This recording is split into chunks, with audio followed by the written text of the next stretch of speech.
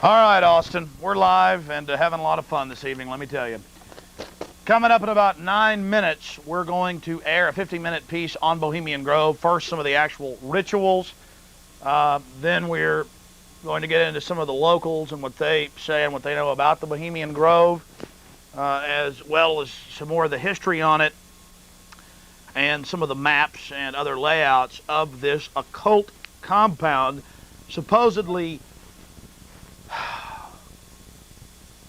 controlled by so-called conservatives. Now, we have mainstream news articles like the 2nd of August, 99, movers, shakers from politics go Bohemian, annual Sonoma meeting draws Bush's, Kissinger, Powell, and Gingrich, by Suzanne Bohan of the Sacramento Bee mainstream newspaper. And I have a file here off the web from these mainstream newspapers, literally an inch and a half thick, dozens of articles. We have photographs from the University of Berkeley, which is the public relations arm of the Bohemian Grove, where they admit that all these former presidents and current presidents and people that are about to be president go there. About a week and a half ago, right before they announced Dick Cheney as George Bush's VP running mate, I guess now 2 weeks ago, they announced on the Monday before the Tuesday that the decision had been partially made and that George Bush Jr. had been consulting with George Herbert Walker Bush, the former president, his father, at Bohemian Grove. That was reported on CNN, but it was innocuous. It was no big deal. It's just some meeting with Colin Powell and many, many others out in the middle of the wilderness, an hour and a half north of San Francisco. It's in a huge gorge, and we infiltrated. We don't have time to show you all of the videotape from our hidden cameras infiltrating in, but we will show you the ancient Babylon mystery religion rites that we're developing there. Now, I personally am a Christian, but I've always done secular shows on TV and on my syndicated radio programs. But I do find it curious that so-called conservative leaders, and some Democrats as well, and the heads of industry, regardless of party, and academia and the media, travel to the Grove for 2 weeks each year for the summer fire festivals and the summer encampment of the Bohemian Club, to use the actual technical term they use.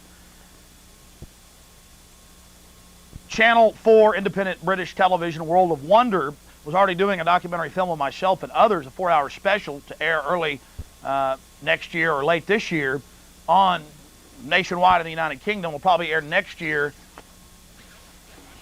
sometime. I would just tell the folks when they're running the board that I'm hearing whatever you want. It's all right, though. Kind of had something a little bit different tonight. Normally, the great show before us is in the main studio, and we appreciate their help tonight. They were in here before us. We were being nice to Access Television and letting them have the Ritters were letting them have the main studio, so the Ritters came in here and did their show before, so we had about 30-second setup time before we came on. Look, this is a really, really serious issue and a really, really serious topic. Elites all throughout history want to do something that's out of control, that's across the bounds, that breaks the taboo. You look at Stanley Kubrick's last film, Eyes Wide Shut. It's about occultic rites and weird sexual orgies and satanic activities. Well, the key is this has been going on for hundreds of years, if not thousands, in England. And Stanley Kubrick lived in England and was basically repulsed by a lot of this, and that's what the film shows.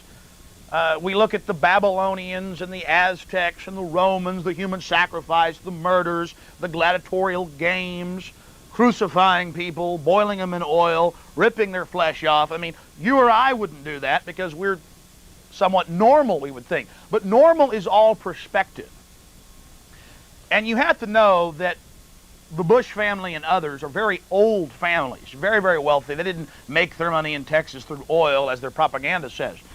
And as I attack the Bushes for being some of the highest level members of the Bohemian Grove, it's now out that Henry Kissinger has been the high priest in past years, where they do these mock human sacrifices, and some say for real.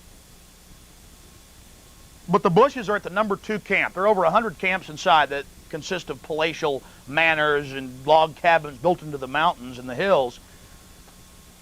I mean, this is some sick stuff, and I really don't even know how to address a story like this. It's so incredible, so bizarre, A lot of this footage, of course, well, all of it is from hidden cameras. Some of it's at angles at times. This is not the Blair Witch Project. This is not a hoax. This is real. Mainstream news articles are all over Infowars.com. In the Bohemian Grove section, we have streaming video there for you, though it's not as high quality as what you're about to see. And it's just massive, the amount of evidence we have there. The Chancellor of Germany, 3 chancellors ago, Helmut Schmidt, admitted in his autobiography that it was a wonderful place that was important for his career. It's international. And that they did have druidic rites that he enjoyed. So we have the power elite, or at least the high-level minions of the power elite. They go there to basically be chosen. If you're a member of the Trilateral Commission or the Council on Foreign Relations, chances are you're a member of Bohemian Grove, the Bohemian Club, the summer encampment. And that's what you're about to see. We've got 2 hours and 15 minutes from inside the 4 hours we were there. We also have about 8+ hours talking to locals, shots from outside the Grove. I'm probably going to air 4 or 5 hours of it unedited for you in the near future on a tape program. So just keep scanning around. I'm going to make a professionally produced documentary film. I was making a new Waco tape, but just don't have time to do that right now. I have to get this Bohemian Grove information out. So keep it locked into channels 10, 11, and 16. In fact, I may even air some of this video on the religious channel, because channel 11, because a lot of Christians and others and Jews and you name it need to know, and Muslims, how sickening this truly is. And even if you're an atheist, I mean, if you're an atheist, would you let your neighbor walk your dog or babysit your children if they were sacrificing humans in effigy to some 45-foot stone owl god and going, "Oh, great owl of Bohemia," which is Moloch, 13 times the Old Testament, the most accursed demon? On my website, Infowars.com, we have the program that was given out to the thousands that watched, and the 100 high priests and others going through these in black cloaks and red cloaks and silver cloaks with hoods and wizard points. This is Babylon Mystery Religion, but in their own photo from last year's Bohemian Grove meeting, Demonic Frolic, there's a body burning in the flame, and then they pinned in here with airbrush a little demon named PJ that looks along the Hieronymus Bosch, the German artist style of Visions of Hell. But it's, again, all up on Infowars.com. We'll put that up throughout the evening for you. And Mike, I appreciate the great job you and Raymond and Max and everybody have done tonight, but there's no need to get a close-up of this, because we're going to have to go to that tape in 45 seconds, and we're going to be able to air it all tonight. But that's basically about it. Again, I'm going to do a long 5-hour tape show with about an hour of discussion and then 4 hours of raw footage for you in the near future, just of what goes on in this place. Truth is stranger than fiction. It's hard for me to understand why the elite behaves this way, but again, for them, they get off on it. It's something different. They're doing something cutting edge. And for predators, and literally they are predators attempting to disarm us, these are the people that want your guns, it's a perfect religion for them. It was a perfect religion in Babylon, in Egypt, in Rome, in the Aztec and Mayan kingdoms, and the Toltec kingdoms. It's the same evil nature we see over and over again. And I guess religion fits the type of person. People pick religion for what type of people they are. And they've picked one hell of a religion. Let's go ahead and go to this tape, and God bless everybody. I'll be back tomorrow live from 4:30 to 6 on Channel 10. Bohemian Grove, here it is. It is the best and most comprehensive book on Bohemian Grove, and it's written by Mike Hansen, my old camera guy. Mike Hansen Archives. Did you ready to write? Starting to like it. You like that little camera? Yeah. I know, but it's about you and your mission, so fork it over. Okay, let's go. It's me.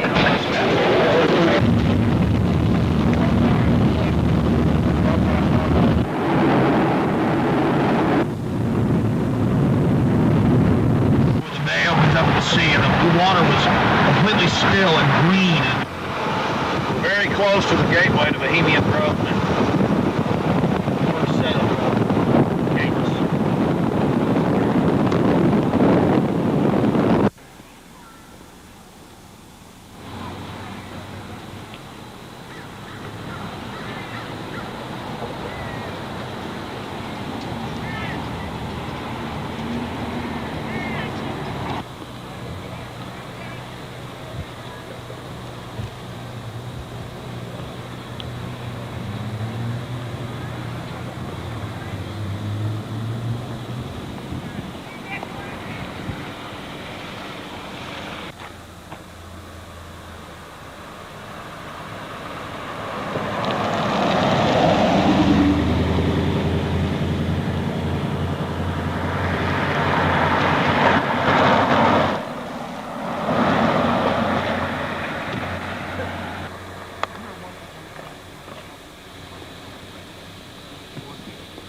I got him with a camera coming over here, guy, or the...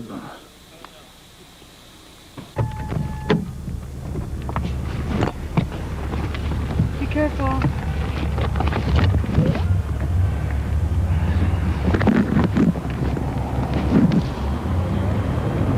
Yeah, let him go.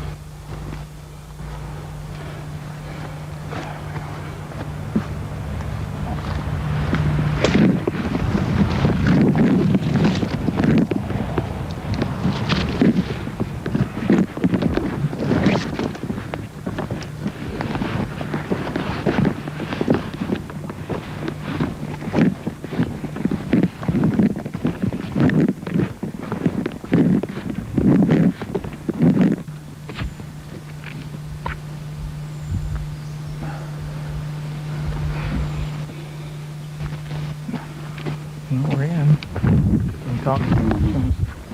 Well, we're inside the Bohemian Grove. We're actually not inside yet, Mike. Well, we're in the parking lot. That's pretty. Yeah.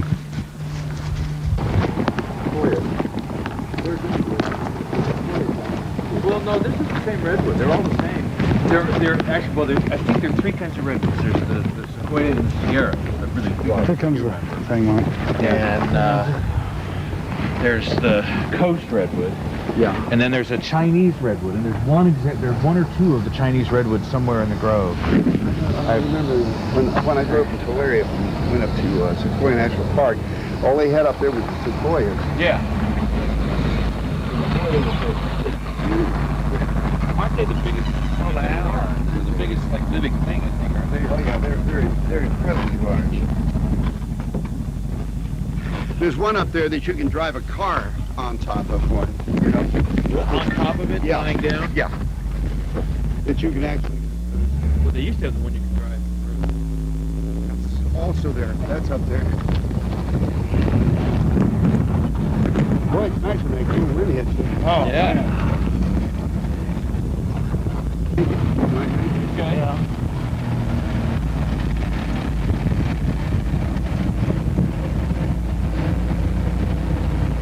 How much did the road cost? This thing. No, the road. The rope. The road. The road. Did you Oh, buy? that. Oh, road. Oh, rope. It was 88.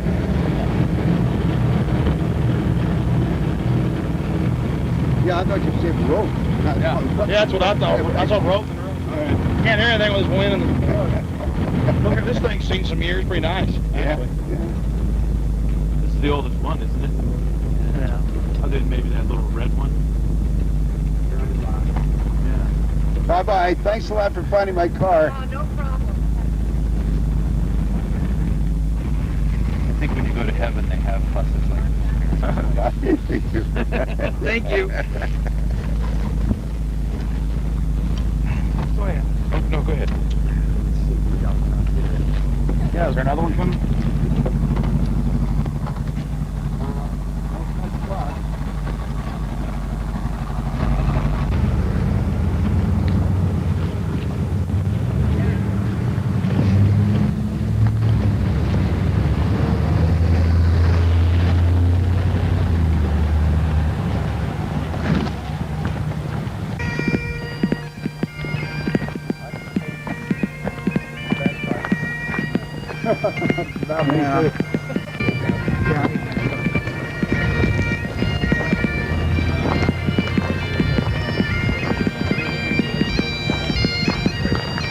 Hey, how are you?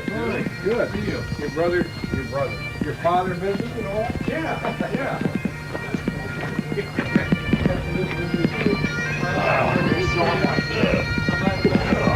So that Marty thing was like...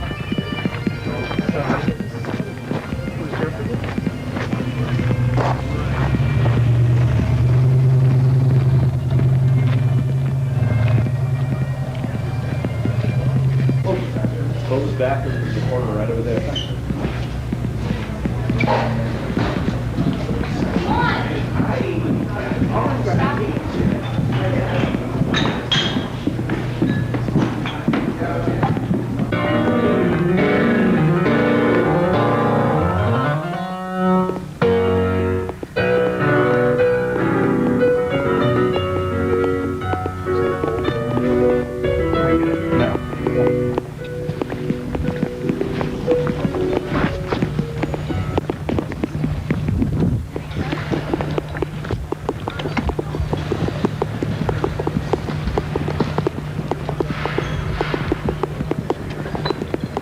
Hey, what, Mike?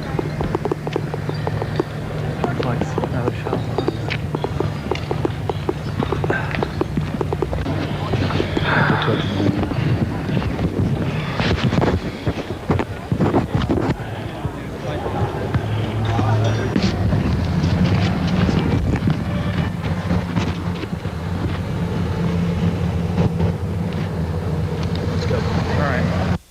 Remember, this was a hidden camera, ladies and gentlemen.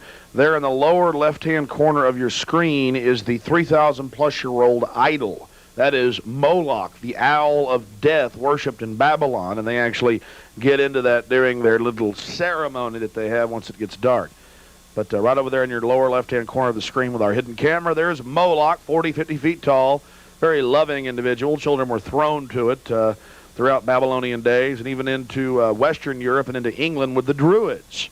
Ah, Moloch, sacrifice your children. There's 13 references in the Old Testament against Moloch as the most evil of all. But don't worry, your so-called conservative politicians worship Moloch. It's no big deal, nothing to worry about. But to be absolutely serious, we've gone ahead and stilled the hidden camera video for you right there in the middle of your screen in the lower third quadrant. You can see Moloch up against large redwood trees. And again, the idol is roughly 45 to 50 feet tall. The legends have been coming out of that area of Northern California for over 120 years. That's because they've been doing it for 120 years, and you're about to see the ritual.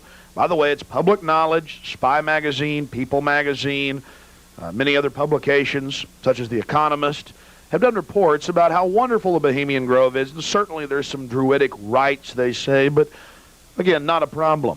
This goes directly to the character of these so-called conservative politicians. So-called liberals go there as well, but it's predominantly, well, Ronald Reagan when he was governor, and of course after he was president. You don't go while you're president. People like Newt Gingrich. There's also photos that are out even at the University of Berkeley of Richard Nixon being there when he was vice president. They all go, and I don't even get into this whole genre of so-called occult devil worship, but it's real, people. We infiltrated this thing, and you're about to see some of the ceremony, the cremation of care, which is a mock human sacrifice. So for all the good conservative so-called Christians out there being misled by phony conservatives, they're all part of the Illuminati, people. They really believe in it, and they really worship Moloch. Moloch is real. It's in the Bible. It is the mystery Babylon religion of Revelations. Hey, that's not me. That's the Bible, and that's what these politicians are worshiping. Moloch. They would throw their children into a fiery pit before Moloch, also known as Malak, and one of his brother gods, goddess gods of Baal and others. So just totally disgusting. We have built a giant section on Infowars.com with university articles, mainstream news stories about Bohemian Grove, where they admit and politicians brag, from former chancellors of Germany to prime ministers to presidents of this country, that the decisions predominantly are made at the Bohemian Grove. Just unbelievable. We have giant sections. We have photographs. We have streaming video up on Infowars.com. This is a serious story. The people that control the media are members of the Bohemian Grove, 2,000 members strong, And this is a total takeover of our country. This is a way to compromise politicians. This is open Babylonian demon worship. Now, even if you're say, an atheist or an agnostic or a humanist, you can see the danger of this. I mean, what type of individuals are these? This goes to their credibility, to their character.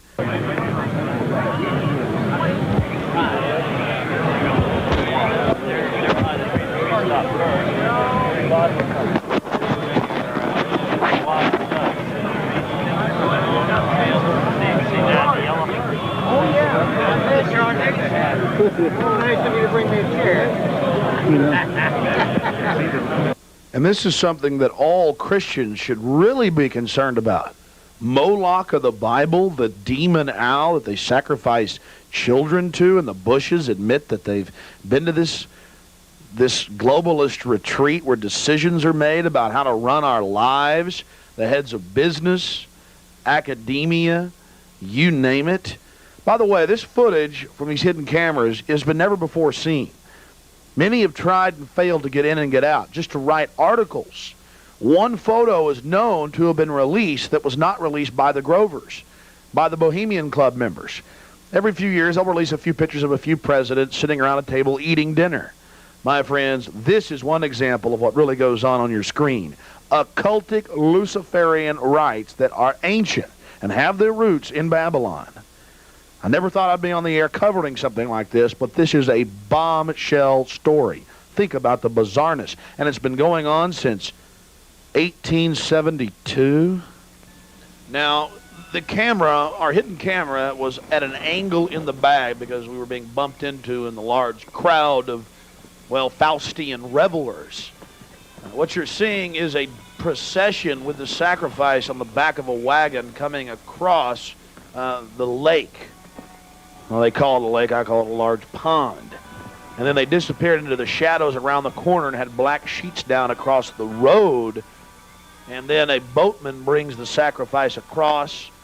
And just remember, the videotape is at an angle. You will then see the high priest and others engage in their worship of the owl. O great Babylon, your beauty, goodly Tyre. Well, research the history of Tyre, and you'll find out that human sacrifice, the criminal leaders, there was nothing goodly about it other than elitist oppression.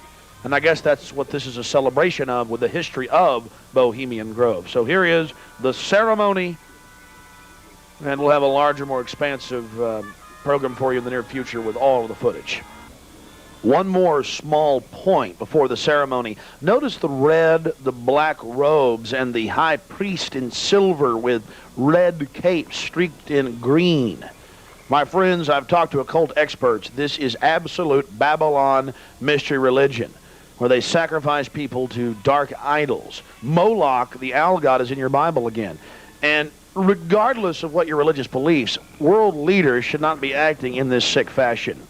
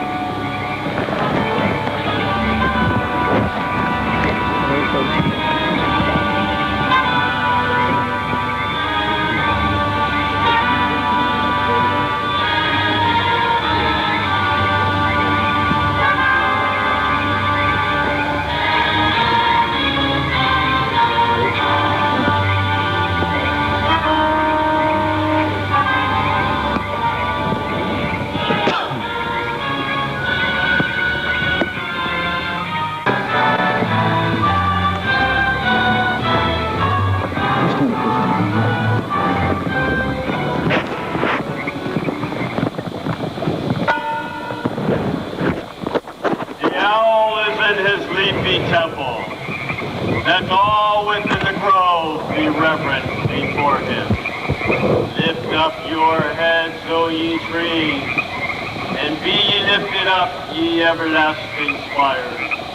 For behold, here is Bohemian shrine, and holy are the pillars of this house. Weaving spiders, come not here.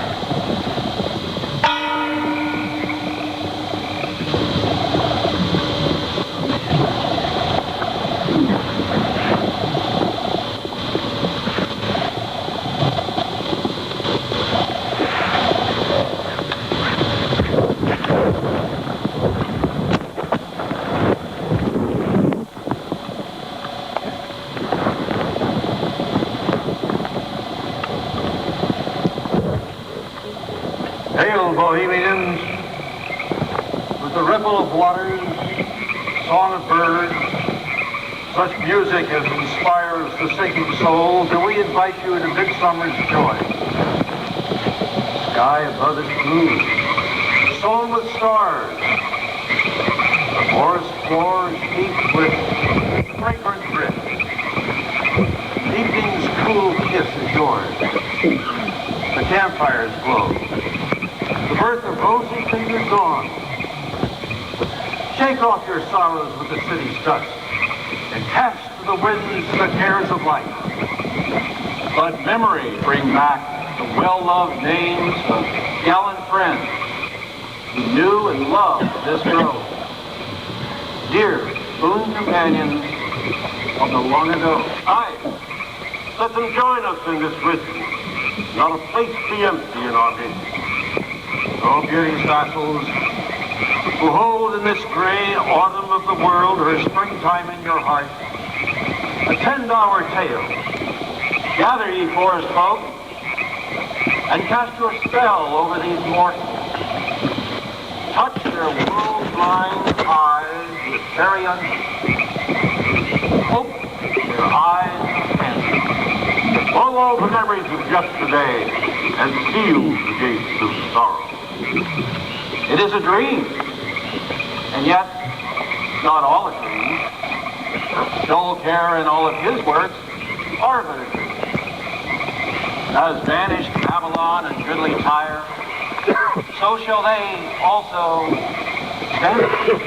But the wilding rose blows on the broken battlements of Tyre, and walks rend the stones of Babylon. For beauty is eternal, and we bow to beauty everlasting. For lasting happiness, return to one alone, and she surrounds you now. Great nature, refuge of the weary heart, and only balm for breasts that have been bruised. Ye have cool hands for every fevered brow, and gentlest silence for the troubled soul. The counsels are most wise. She healeth well, having such ministries as calm and sleep. She is ever faithful. Other friends may fail, but seek ye her in any quiet place. Smiling, she will rise and give to you her kiss. So must ye come as children. Little children that believe nor ever doubt her beauty and her faith, nor deem her tenderness can change or die.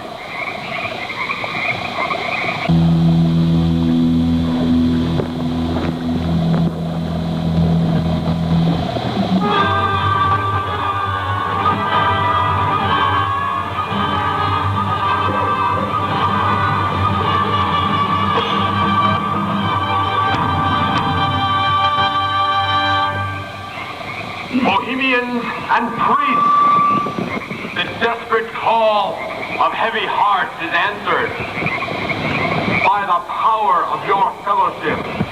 Dull care is slain.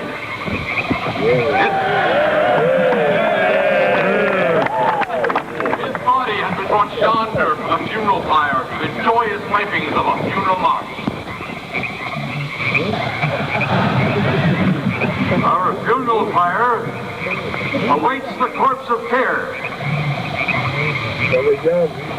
Now watch that screen. Remember, the camera had fallen over to an angle in its hidden position in the bag under my arm. There's the boatman symbolizing death. He was wearing black and had his face painted up like a skull, like many of the other satanic participants in this ancient form of Moloch worship from Babylon. Now he's coming across, again, that's the surface of the water at an angle there, and he had a body bound at the front of the boat, at the bow. And then he delivers it to the Mystery Babylon initiates for the sacrifice. You're going to hear it beg for its life. Is it real? Probably not. Of course, it's probably someone's being killed in effigy. The fact is, Moloch is mentioned dozens of times in the Bible, 13 plus in the Old Testament. as being just ultimately evil. And here we have it as it's being delivered. It's just really sick that this is what's in the minds of the establishment. They'd come from all over the world to be involved in this. It just shows where their minds are at.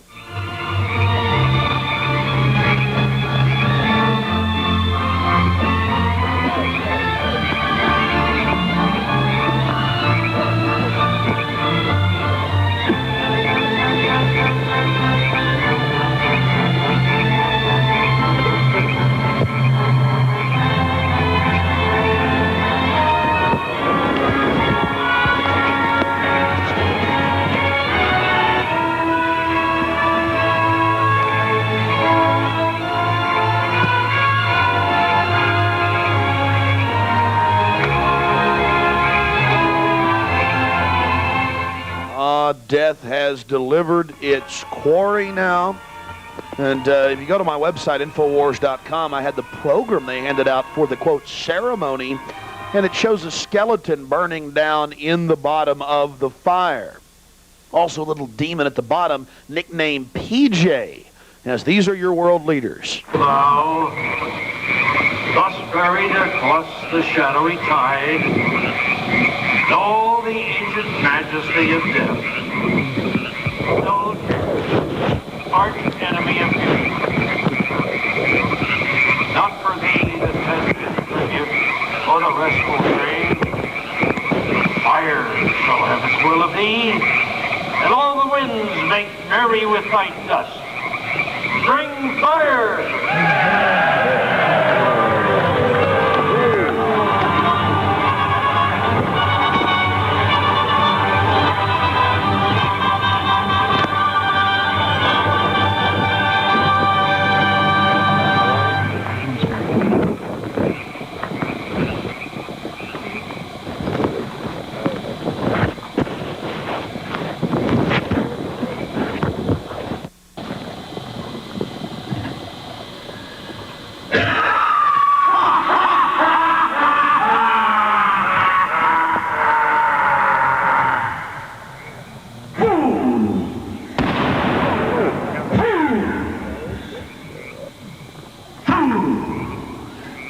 So shall we burn thee once again this night, and in the flames that eat thine effigy, we shall read the sign, Midsummer sets us free. Ye shall burn me once again! Ye fools and priests, I spit upon your fire. Prince of all mortal wisdom, Owl of Bohemia, we beseech thee, grant us thy counsel.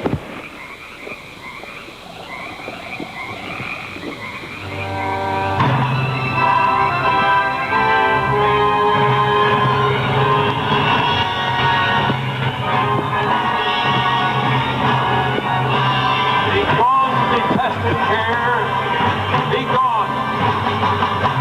Once more, we banish thee. Begone, dull care. Fire shall have its will of thee. Begone, dull care. And all the winds make merry with thy dust. Hail, fellowship's eternal flame.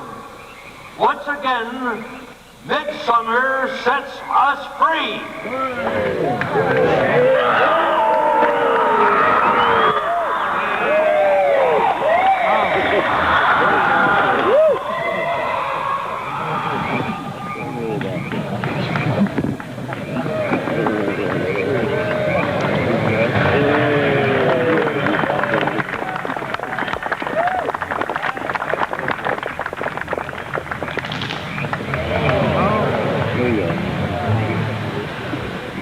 Ladies and gentlemen, we were there in person. Those were actual crosses that they were burning.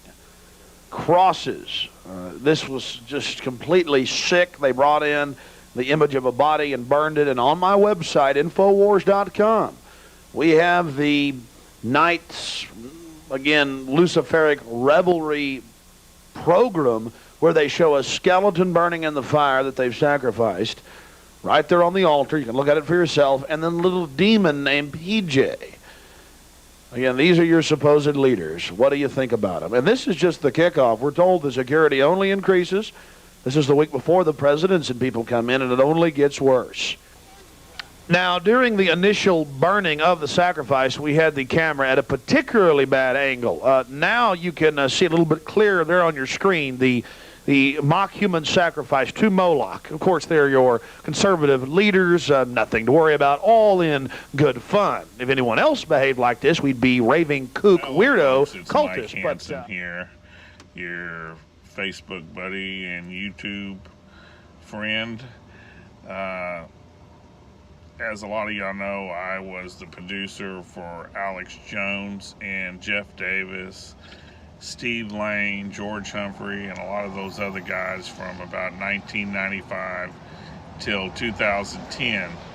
And what we're doing is we're busy trying to get all these shows that we did, over 2,200 shows that we did on Access TV, uploaded to YouTube and other social media spots on the internet, getting them off of the old VHF VSH tapes and transferred over to computer, which is not easy. I've hired some people to help me. I've bought a bunch of equipment, and as a lot of y'all know, I'm not computer savvy whatsoever.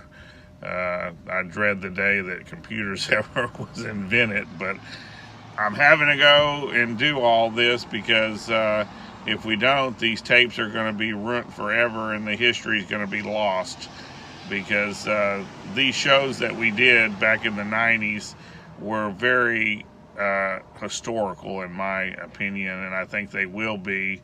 And a lot of predictions were made on these shows for the future, and I want to get them up. So please subscribe to Mike Hansen Archives on YouTube, Hansen Archives, and my new one is Waco Archives, which anything we did with Waco, you know, we rebuilt the church out there in 1999, and I was friends with a lot of the survivors in the mid-90s, and all those interviews that I can put together, we're going to put on Waco Archives. So I sure appreciate y'all. I'm sorry to interrupt. I'm putting this in between some of the old shows, and if you want to write us, I wrote a book called Bohemian Grove, Cult of Conspiracy, where Alex Jones and I snuck into the Bohemian Grove. I'm funding this operation. If you send me $25 to 901 St. Joseph Street in Gonzales, Texas, I will send you a signed copy of my book, and the money will go to either I give all the money that comes from my book to the Branch Davidian Church, or to help them every year. This year we didn't get to go up there because of the virus, or I put it into putting these tapes on YouTube. Of course, I have to fund a lot of this myself because that don't go a long way. I just got a box of new books in, so if you'd like to do it, you can also call 830-672-3089 and put it on a credit card. All right, my tacos are here, so I'll talk to you later. It's God bless. okay if the so-called conservative leaders act like this. The locals, well, we'll talk to them later. Many of them don't have too big a problem with it. They're not sure what happens there in the local churches. Well, who knows? They might even be joining in. We're not sure. Chances are, though, they just have no idea what's happening in their town. How you doing, sir? Okay. Camp Meeker? Yeah. Oh. I'm Alex Jones. I make documentaries. I'm just curious, what do you think about Bohemian Grove? I used to work there. You used to work there? Yeah. And now you work at Camp Meeker? No, I don't work. Yeah, I live in Camp Meeker. Oh, you live there? Yeah. Well, that's great. Did you ever watch the cremation of care? No. No.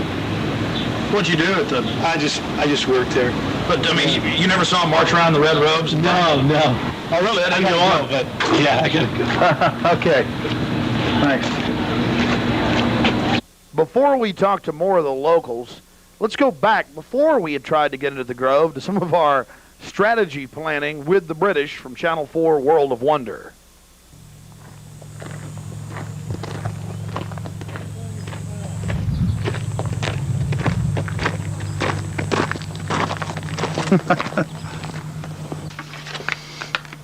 Whoever got the photo got it from across here.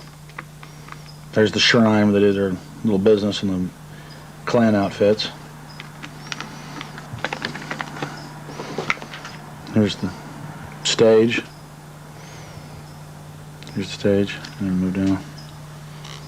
Over here to the shrine.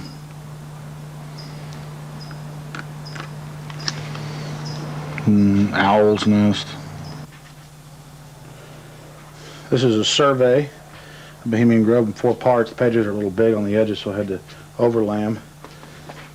Here's where they do a lot of their wicked behavior, and then right here at the shrine, the cremation of care. That's where they burn the...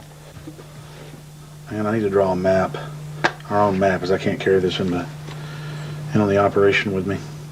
Listen to some of these names. 3-3, Dragon, Sleepy Hollow, Lost Angels. I mean, it's just bizarre. Red Fire, River Lyre, Roaring. Listen to all these names. I'm not going to zoom in on those. And here's the basic map. I want that repeatedly squared. You're ready to get me out of jail, baby. You got the bank card, right? Here's some more stuff, Mike.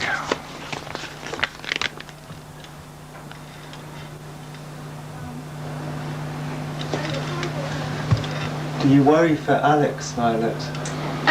I do. I just, because Alex gets so impassioned by what he's doing that sometimes I'm afraid that he might be a little bit, reckless or maybe a little bit too fearless. I worry about Alex time in the same car. I worry about him sometimes when he's late getting back from the studio and he doesn't give me a call. I mean, he is putting himself out there, but I think the fact that he's in the public eye as much as he is really, keeps him safe to a certain degree. So maybe something like this is, people might not necessarily know where he is right now, people that listen to the radio or whatever, so it's maybe a little bit more risky, and it's a little creepy at night up here in the woods, But he's a brave man. I wish he had a gun, with him. I wish that we were able to carry guns or to be armed to protect ourselves as well. And do you think that Alex's temperament... What mannerisms or demeanor he thinks will get us in there and not... and will keep us from being noticed. But frankly, with these cameras, we could sneak around in the woods all night long and catch these guys and come up on their campsites while they're enjoying themselves and get it all. So I'm going to disappear into those woods, and who knows what I'm going to get now. If I decide I come walking up going, yes, well, Wilford Johnson's Occidental Maximel Petroleum Grand Mercantile. Then I can act like that, and then if some security guard or some valet says, who are you? I'll go, how dare you, sniveling twit. And have you removed immediately. Fetch me specially poached eggs with a croissant of small livyworts sprinkled about the... You don't know what livyworts are? How dare you? You wretched fool. No, I won't be like that. But... No, you wouldn't act like that. I don't remember. He said it was just a small building. And he walks inside, and there were banks of TV screens. Did the lawyer tell you anything about those? Nope, not last night. We only met him for half an hour last night. I mean, but you've gotten... People have recommended him to you? Mm-hmm. Mary Moore. So he can be trusted? Mm-hmm. I mean, he's probably one of them, probably running around out there in the red hood. What about the boat? Weren't you all thinking about? No, I was telling them that if there's any waterway into there, we could get a boat and drive up in there. Are there any waterways in there? There's the Russian River goes by. The Russian River is close because they go swimming. Some of the global elitists apparently. Well, that's it, guys. Let's go rent a boat. That's the way, so I won't have to tromp 3 or 4 miles through redwoods and get shot by some rancher because I walked on his dairy farm. And you're definitely not dangerous. You're not going to do anything stupid this weekend. Well, I mean, dangerous to what? Dangerous to myself? Are these people dangerous? They certainly may be, but I'm completely nonviolent when it comes to just going out there and trying to get the information. That's what I'm trying to do. I mean, I'm an activist first and foremost, but also a journalist in that I'll make some jokes and speculate occasionally because I'm a radio talk show host. But when I say something that I believe, I have to be on target about it.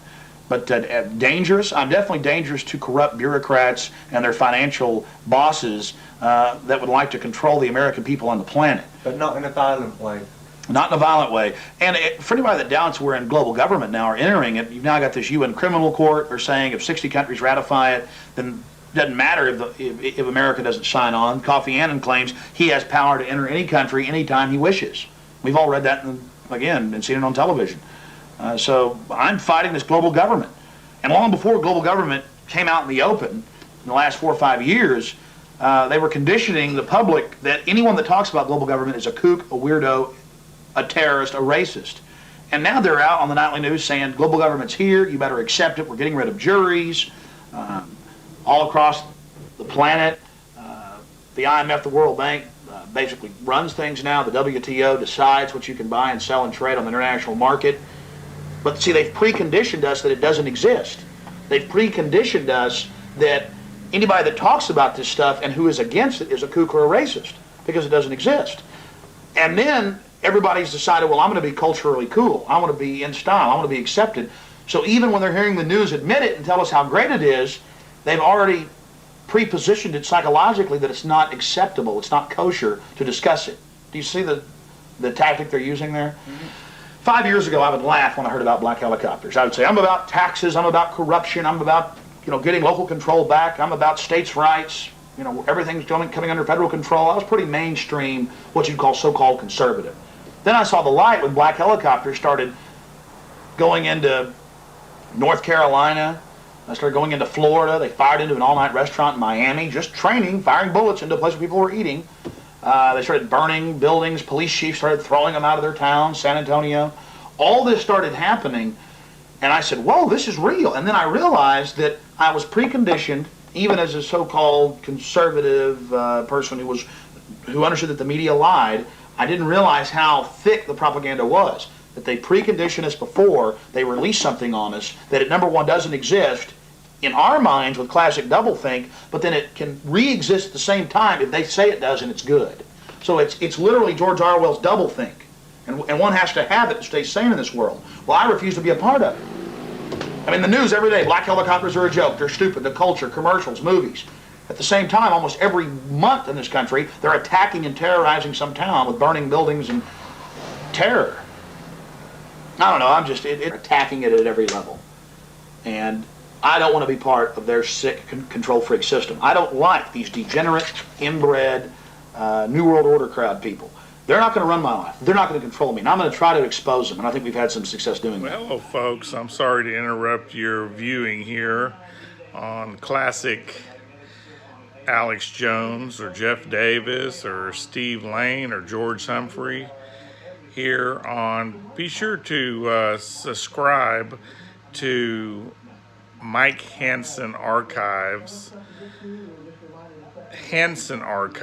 which is our newest one, and our newest one is Waco Archives. Anything we've done with Waco, we're going to put on there separately. But Mike Hansen Archives on YouTube and Hansen Archives. And we're busy putting up all these old shows. There's one of, I don't know what they're doing there. I guess they're, that's when barcodes just come out. They were complaining about it. There's Alex. And we just got through with this one over here, Alex and Steve on the Freedom Report. We have an editor over here and she's letting it render now. But that's what we're doing here on these channels. We're putting up 25-year-old shows from Alex Jones and Jeff Davis. I was both their producers from 1995 all the way up to 2010. And it's probably 60 or 70 people doing what I used to do in Alex's office now. But if you would like to help us fund this project, write us here at 901 St. Joseph's, Gonzales, Texas. Send us $25 and I'll send you a signed copy of my book, Bohemian Grove, Cult of Conspiracy, when Alex Jones and I snuck into the Bohemian Grove back in the year 2000. Let me move my fly swatter out of the way. There is Alex and I when we were younger. Okay. We'll get you back to watching the good classics here on, what is that, Alex being arrested?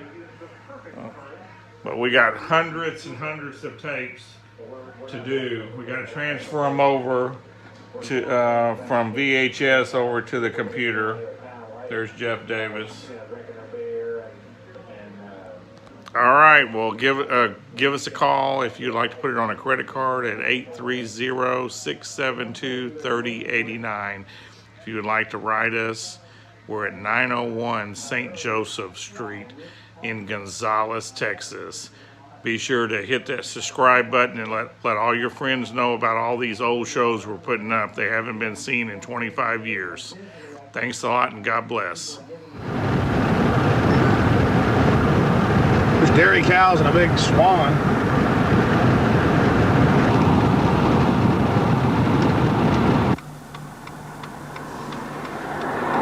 Well, here we are, folks, turning on to the Bohemian Highway and Bohemian Grove. We're going to find out what in the New World Order is going on here.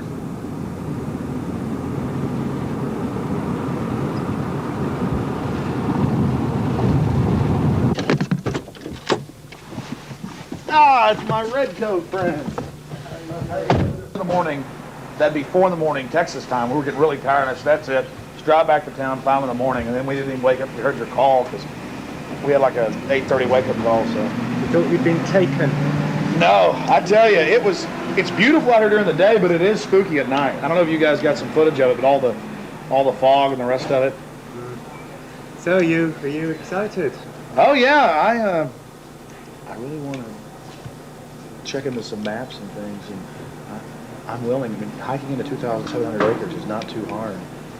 We need to get into the woods. We need to assert ourselves. We need to catch these people at their business.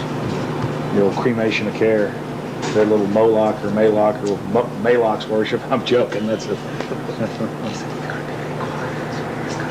Oh, they're spies, aren't they? Oh, you guys just got here too? Okay. There's people. There's people Camera wars. Stereo. I'm going to hang out in the woods till it gets dark. Think that's a bad idea? No. Certainly not going to try to go in there during the night because, I'm going to get out at night. And then it's just headlong stumbling about. Now, where's this river? This is near the Russian, which they even admit has its roots in like Babylon and the Druids had them and everything else. So all over the world, this weird owl shows up. Some cultures, they've thrown children inside the bowels of this burning owl. That's historical. We've all read in the Bible about throwing your children to idols inside their, So it's weird behavior, definitely, so it needs to be investigated. And plus, it gets the adrenaline up. Thrill seekers have to have more. That would mean that from the area, this will actually take some real planning because I didn't have these maps like you guys do. I'm going to need to know where I'm supposed to get in here at. Where there's a road, where... Well, this guy tonight will give you a really good briefing. Yeah, this guy tonight knows everything. And you think you can trust him? Mm-hmm. Well, yeah. We'll be the judge of that. I'm not going to end up tied down on a pentagram with Henry Kissinger's fat belly hanging over while he's naked with a big dagger, am I? I just want to make sure that's a joke. Just a thought. It's very. All right, Governor Bush running around in a pink tutu, foaming at the mouth with a purple wig on, am I? No. Supposedly, I hear that's what they do. So I don't know. I think they do these things, but the question is why. because they were brought up very conservatively. I mean, let's think about it. These are all the supposed conservatives. And so to them, sex is bad, all this stuff is dirty, ooh, they're really getting away with something. Whereas if you're brought up different, then it's really no big deal. And I found that's why I've been able to have family and been happy and not ever gotten into all the weirdnesses, because to me they're just stupid. But to all these old-fashioned weirdos and these power brokers, which bomb innocent countries and slaughter people and pump the food chain full of garbage and just everything else they do, it's probably something fun for them. They really get off on being bad little boys. They probably peed their pants when they were little and got off on it. And rule the world. I mean, this is, for some people, this is the secret room. Well, I mean, certainly in the whole class system, it's the pleasures of class. And now what class is, the power that you have is something different. All by myself at the edge of the woods. You have a gun for me to hold or something to protect myself with, I will, but I'm not going to just hang out in the middle of the woods. All right, baby, then I'll tell you what. But I'm happy to come along. I mean, as long as you really have a plan. Why don't you stay here then?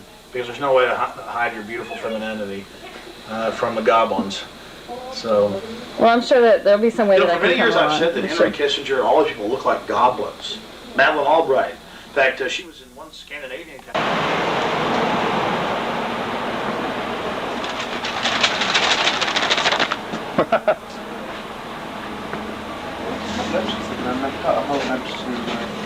Oh, Alex just started filming, so I'm now on camera. It's George Bush Jr. Hey, Dad. Hey, W. Okay, it's Fenton. I'll see you soon. Okay, bye.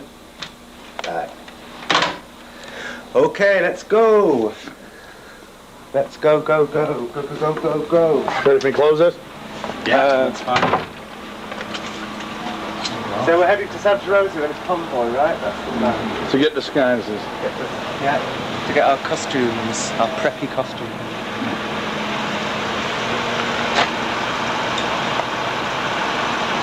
Well, beautiful. More beautiful. How beautiful. Hi, Alex. So pretty. You're way too close to me. No, I'm not, Ducky. Yes, you are. No, I'm not. You don't know. Hey, say hi.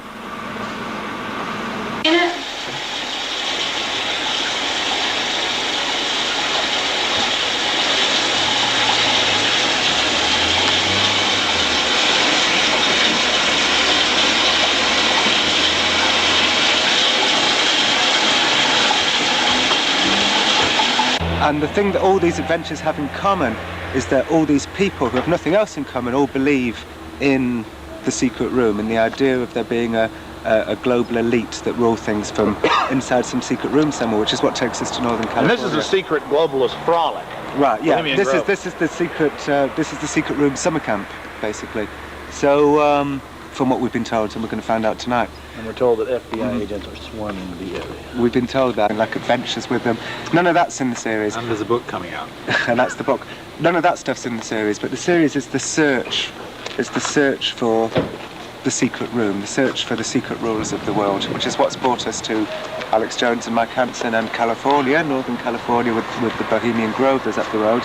And all that's going to be in the film. Now, we're making that for British TV, Channel 4 in the UK. All I can say is that the last film I made for Channel, Discovery Channel, a couple of months ago, May 2000, so I kind of hope that this series will also air in the States, and there's no reason why it shouldn't. I think it will. What? Wow. It's got one sachet full of sweetener in it. It's really going for it. It's going wow like that. Oh, you've been feeding him sweetener? No, he fed himself. So he came up on here. We started there, eating the sweetener. In fact, there's the evidence. So he's been in there. Yeah, he has to. And then he went down. Oh, then he went over here. And then he went down there. Now he's a bit lost. No, thank you. Pretty snail. I think it's probably bogged, actually. And that's a federal agent right there. Hey, you know, a guy came up to us just now. This is one of the new breed of high-tech federal agents. All this is in there is just tech. This guy came up to us just now. Alex. Nanotechnology micro beast. I'm sorry, what were you saying? He came up and he said, "You work in the Grove?" First question. He said you work in the Grove? Yeah, and he had a big bushy beard, and he looked like he'd had a lot of acid in his life. Really? So What'd you say? I said, yeah. And he said, oh yeah. And then he started talking about the weather for half an hour. So we don't know what to make of him. Now, yesterday, you were talking to an Australian who lives around here now. Yeah. He was talking about the FBI. Yeah, this Australian we met yesterday. He's been here for 3 years, and he says that about 2-3 months ago, the whole place was saturated with men in black, FBI, Secret Service, and everything, going up and down the roads, checking everything, checking houses, everything from bombs and stuff, and then they all disappeared, and they were looking out for undesirables in the area who were persuaded to go. That was his story. And now we're going to talk to him. And now we're going to infiltrate. I think we should go and see what we can see. The public has a right to know. They do. I worried a communist. No, I married a banker propaganda false class envy specialist. That's right, yeah. It's all about that. That's what communists are, and they're in red and black. Are you excited about tonight, Alex? Yeah, what were you saying, John? Are you excited about tonight? I am extremely excited. What about you, David? Joel. Excited? Yeah. No. Hey. You don't get excited. See what's going to happen. Ever, huh? It's very cool as a cucumber. It's been in your own local papers that Henry Kissinger, George Bush, so-called conservatives, I mean, by the thousands go in there, governors, Hollywood people, and they go in there and do this. Oh, you mean to go into the Bohemian Grove and freak out and run around naked and shit? After sex. Pardon my profanity. Can you say that again without the cuss word? Yeah. What do they do in the Bohemian Grove that you've heard? What did I say? They run around naked. Run around naked and freak out. There you go. Have you heard that? Yeah, absolutely. Actually, to tell you the truth, here's a funny story. What have you heard? Okay, go ahead. No, this is the truth. A couple years ago, I was down the road, just down Yar, past Camp Meeker, and I was stopped with a friend of mine. Now, Camp Meeker's right outside Bohemian Grove. That's an affirmative. Yes. And we were down the road, and we were stopped there because we were just having a cigarette, hanging out, taking a break, and some Secret Service men actually pulled up behind us and asked us what we were doing and why we were there. This is true. They were like, "What are you guys doing? Where are you at? Why are you parked here? What's going on?" And asked us a whole bunch of questions. What our names were, who we were affiliated with, where we lived, all kinds of stuff. Sort of interrogated us. Did you answer their questions? Totally. Now, wait a minute. You live here. What's your name? My name? Yeah. My name's Justice. You live here. You live here locally. You're just parked down the road, hanging out. What were you doing? Smoking a cigarette? Yeah. What was it? You and a girlfriend, or just some friends? That was a friend of mine. All right. So you're just hanging out. Yeah. What time was it? It was in the afternoon, probably about 6 o'clock. So you're just chilling out on the side road or right off the highway? Right off the highway. On one of those little turnarounds? Sure. Because we pulled in one of those and took a break today ourselves. And you're saying the Secret Service pulled up, was asking questions? Yeah. Well, I don't know who they were. They were guys in sunglasses and short haircuts and cars with the E license plates. So I assume they were affiliates. What vehicle were they driving? K cars. Well, First off, how long you lived around here? approximately on and off 32 years. Oh, really? So most of your life? Mm-hmm. What have you heard about the Bohemian Grove? It's where all of the, like, FBI and you're talking about the Bohemian Grove. Yeah, it's like the quote-unquote elite and presidential retreat. Have you heard about the rituals that go on there? No, I haven't. Well, the people who have more money than the rest of us in the world are a bit different. They're stingy. They want to hoard it all for themselves. And they think they're going to go to heaven. They're not. Because they don't know how to provide or do as Jesus told them to. What would you say if I told you that they sacrifice a human in effigy before a giant 45 to 50 foot stone owl? I would say that's probably why they're going to hell. But these people, we're talking about billions, and then we're talking about governmental control. Is it bad to have something that's secret, elite, and pagan at the same time? Yeah, sounds like Satan's building his cult. Satan's building his army.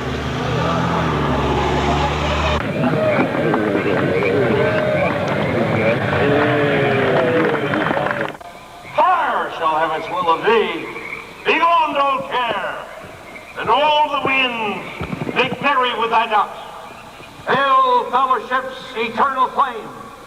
Once again, midsummer sets us free.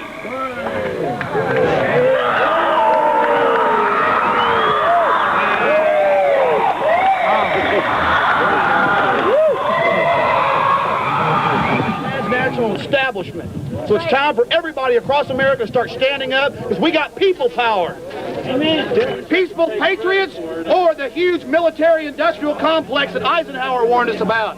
I think I'm afraid of the military-industrial complex that owns our media. I think I'm afraid of the foreign banks. That's who I'm afraid of, not of you people. Good luck, sir. Hey, buddy.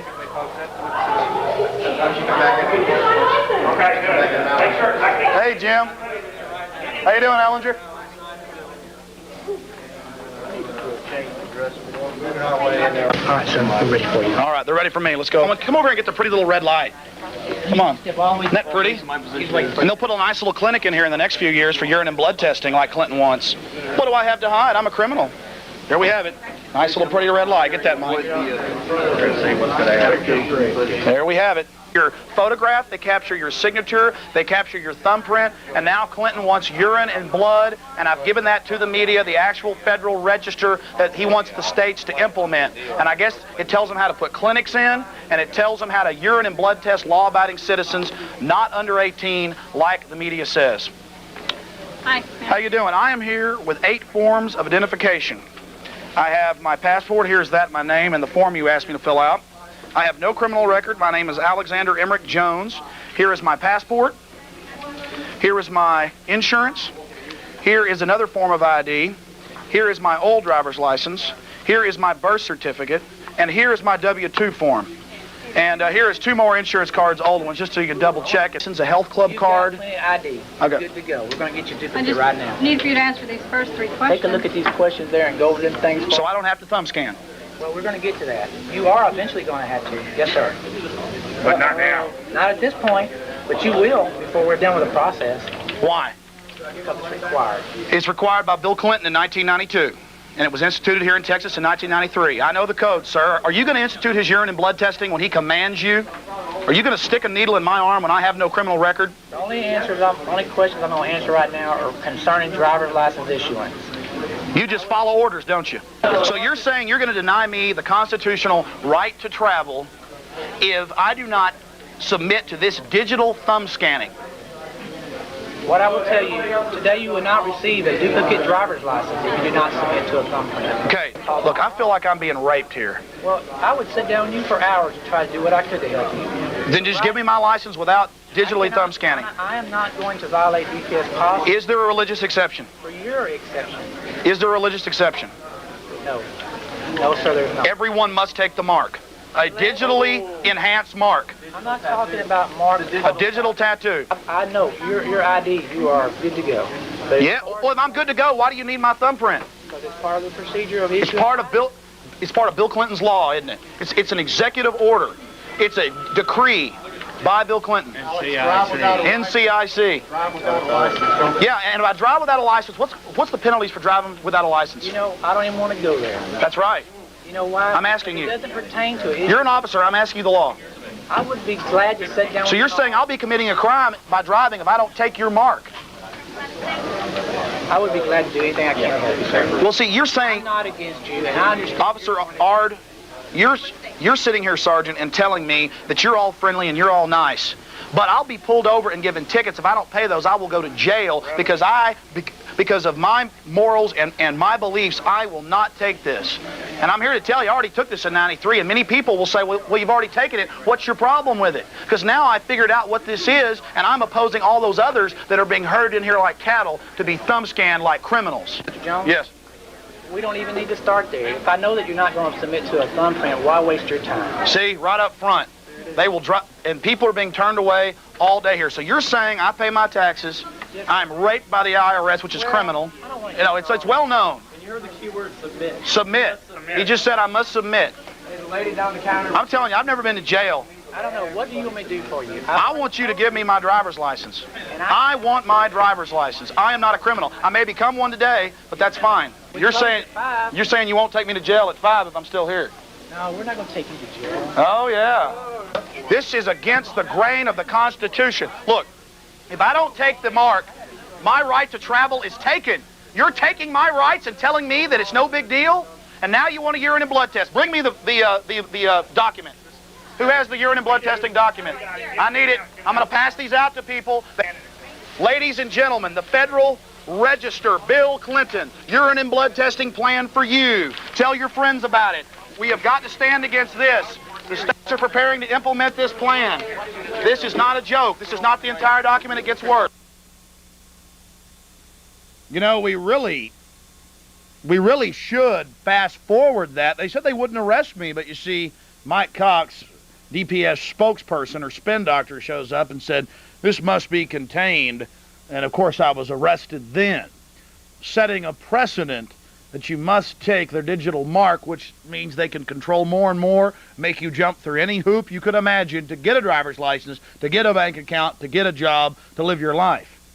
And now in 5 states, Pennsylvania, Iowa, Ohio, many other places, they make you waive your Fourth Amendment rights to be able to get a keg of beer with the state police that they can search your home for a year whenever they feel like it. To get beer, to live your life, to get a driver's license, to go wherever. They're making you waive rights, waive rights. It's fraud. It's color of law. The national ID card has been defeated 3 times in Congress. But as soon as Bill Clinton was elected in 92, got into office in January of 93, he signed that executive order to bring Texas and the rest of the country thumb scanners. Now, many states have said no, but Texas and California and others have said yes. New York, Florida, any big state, they've got to get it rammed through there. I talked to hundreds of people who have taken the thumb scan here in Austin who didn't even remember thumb scanning until I said, remember the little black box, the little red light? Now they're talking about putting clinics in and getting urine and blood. That's in the executive order. Tell me we're not in a police state. Tell me we're not in a civil emergency. Tell me we're not in a military dictatorship under this government. They're not going to announce it on television. They're not going to tell you what we're living under, but it's already happening. It's already here. I want to put Infowars.com up on the screen, then we'll start taking your calls here in a few minutes. Let's go ahead and put Infowars.com up, because this document, INFOWARS.com, this document right here, this is Senate Report 93-549. It's at any law library, like the University of Texas Law Library. Is available to you on Infowars.com. You can download it for absolutely free. We have a link to it.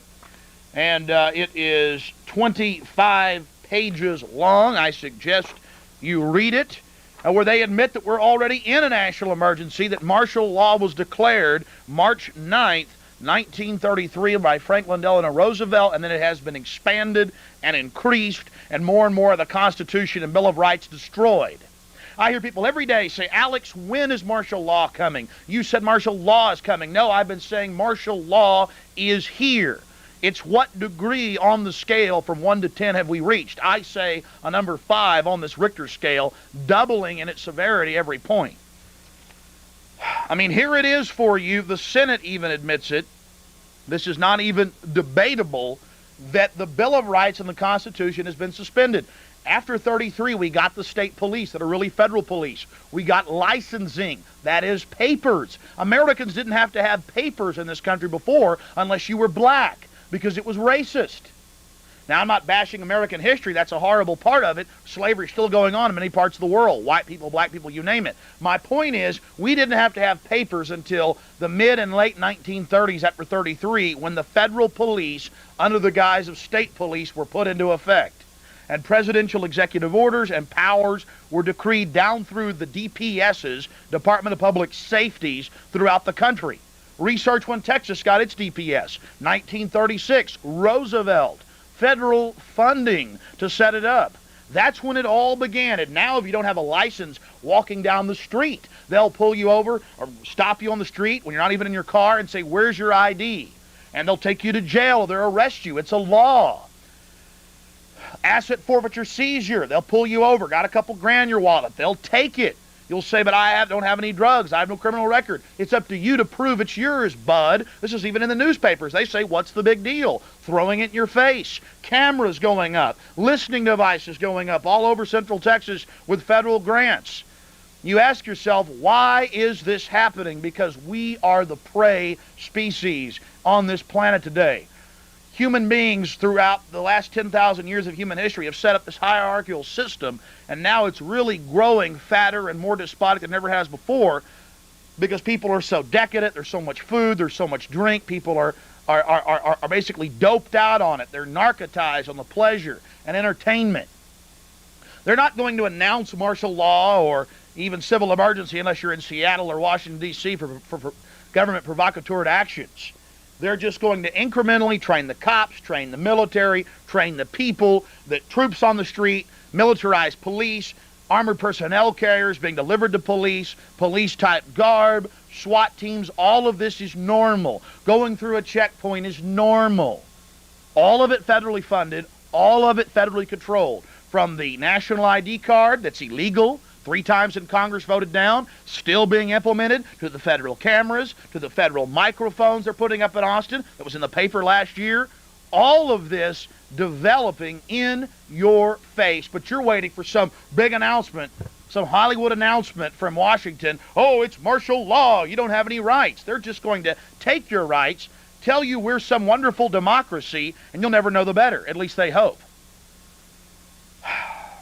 I'm going to recap this throughout the evening.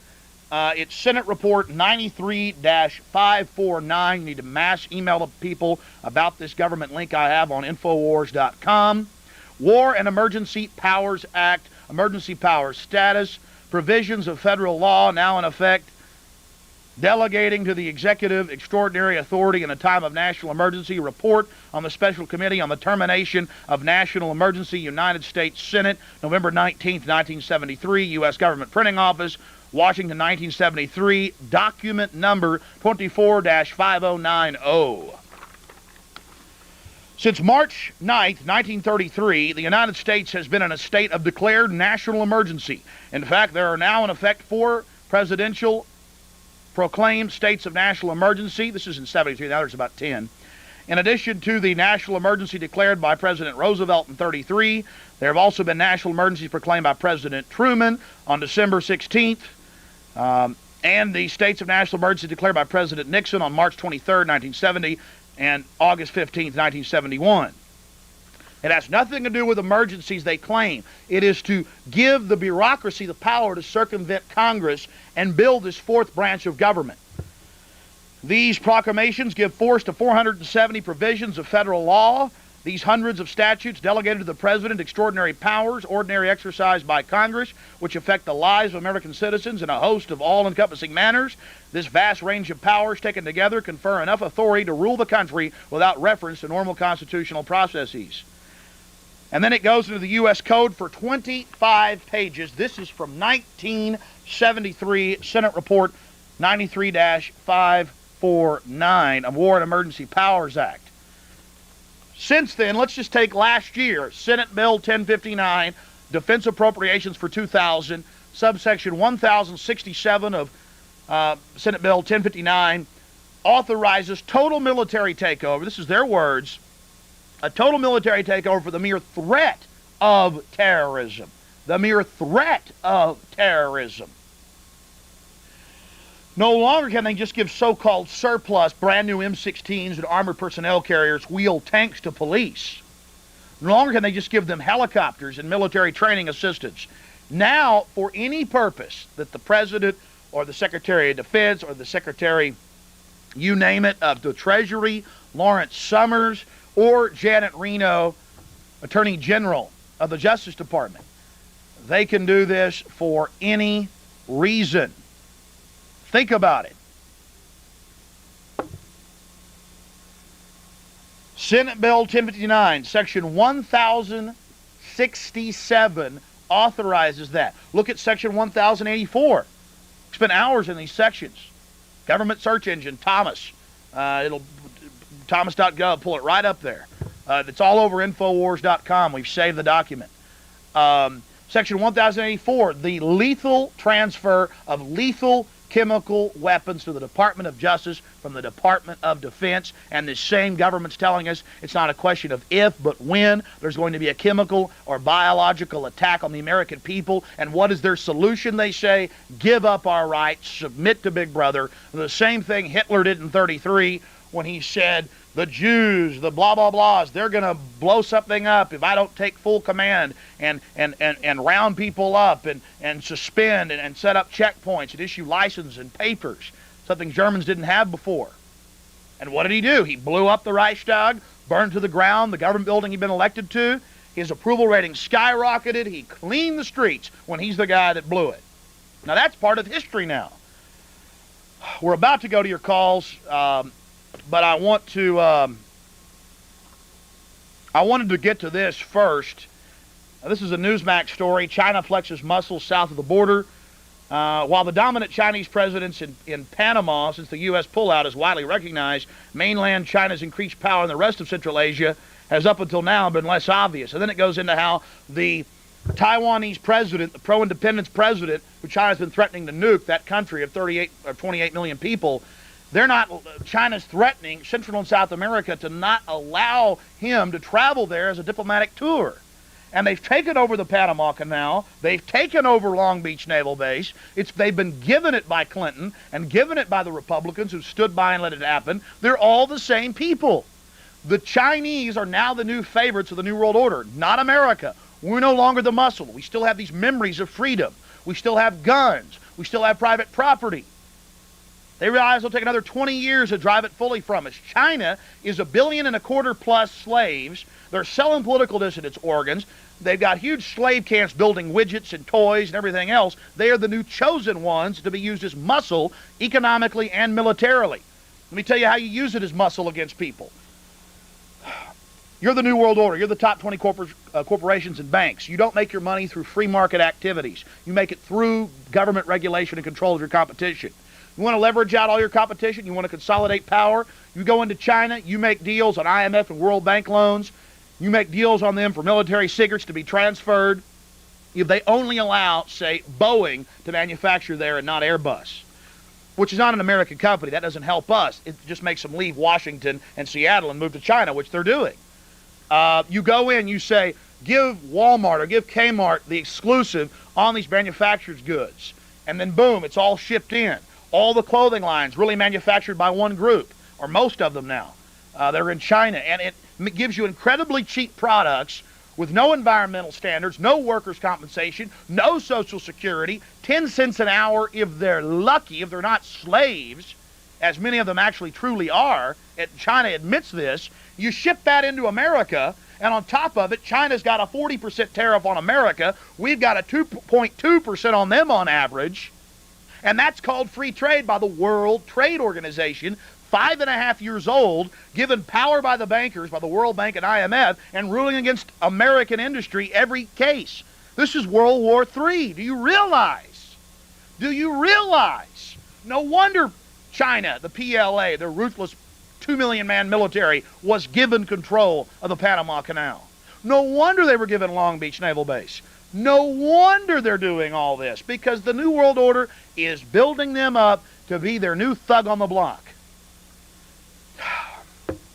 It's so bad. But, oh, it's free trade. Oh, Alex, don't be an isolationist. Okay. Well, then how if I give you 40 eggs and you only, give me a break, and then you only give me 2? Will you let me give you 2 eggs for 40 eggs? Because that's the mathematical breakdown on the tariffs and trade with China. But they call it free trade when they have a 40% or even higher average tariff on us. This is not debatable. It's all in the newspapers. They say it's wonderful. A 40% tariff, and we have a 2% on them, on top of the slave goods and the cheap labor. We can't compete, no matter how smart we are, unless the establishment decides to not give China the technologies to be developed there to be sold in this country by select Western corporations that control that country. And you can be bought off because of Hollywood and the culture that tells you baubles and trinkets are everything, the cool car, the cool house, whatever. this is all that matters. You'll do anything to attain it and think you've hit the top of the charts in your own petty elite. Meanwhile, the country's going to hell in a handbasket. We're being drugged, literally, with all of this entertainment and all of these pleasures and all of the rest of it. I have to fight it myself. God, tell me I don't want to go to southern Mexico to go swimming, to go hiking in the hills, and to go check out the pyramids again like I did when I was younger. I mean, damn it, I want to go to Europe. I want to write a book, but I got to broadcast 6 hours a day on the radio. I want to make documentary films. Don't have time to do it because I've got to get this out to as many people as possible.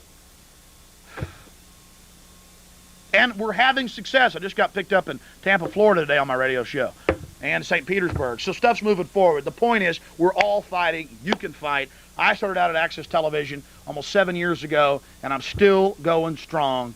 And I want to thank our sponsors. Then we'll get back into your calls. We're sponsored by River City Collision, complete auto body collision repair. Thank you, River City Collision. I also would like to thank the Hardware Store Incorporated at Spicewood Springs Road and 183. Bob Dacey's our sponsor. And I want to thank the Hardware Store Incorporated. Thank you so much for supporting the First Amendment with your sponsorship. All right. And let's get Infowars.com back up there. I want to thank my crew as well. Let me recap this in about a 1-minute spiel, then we'll go to your calls. Let me explain it to you. Martial law's not coming. The train's not coming. It's not about to get to the station. It's already left, and this bullet train is accelerating. It's at about 20 miles an hour right now. It's going to go up to 200 miles an hour.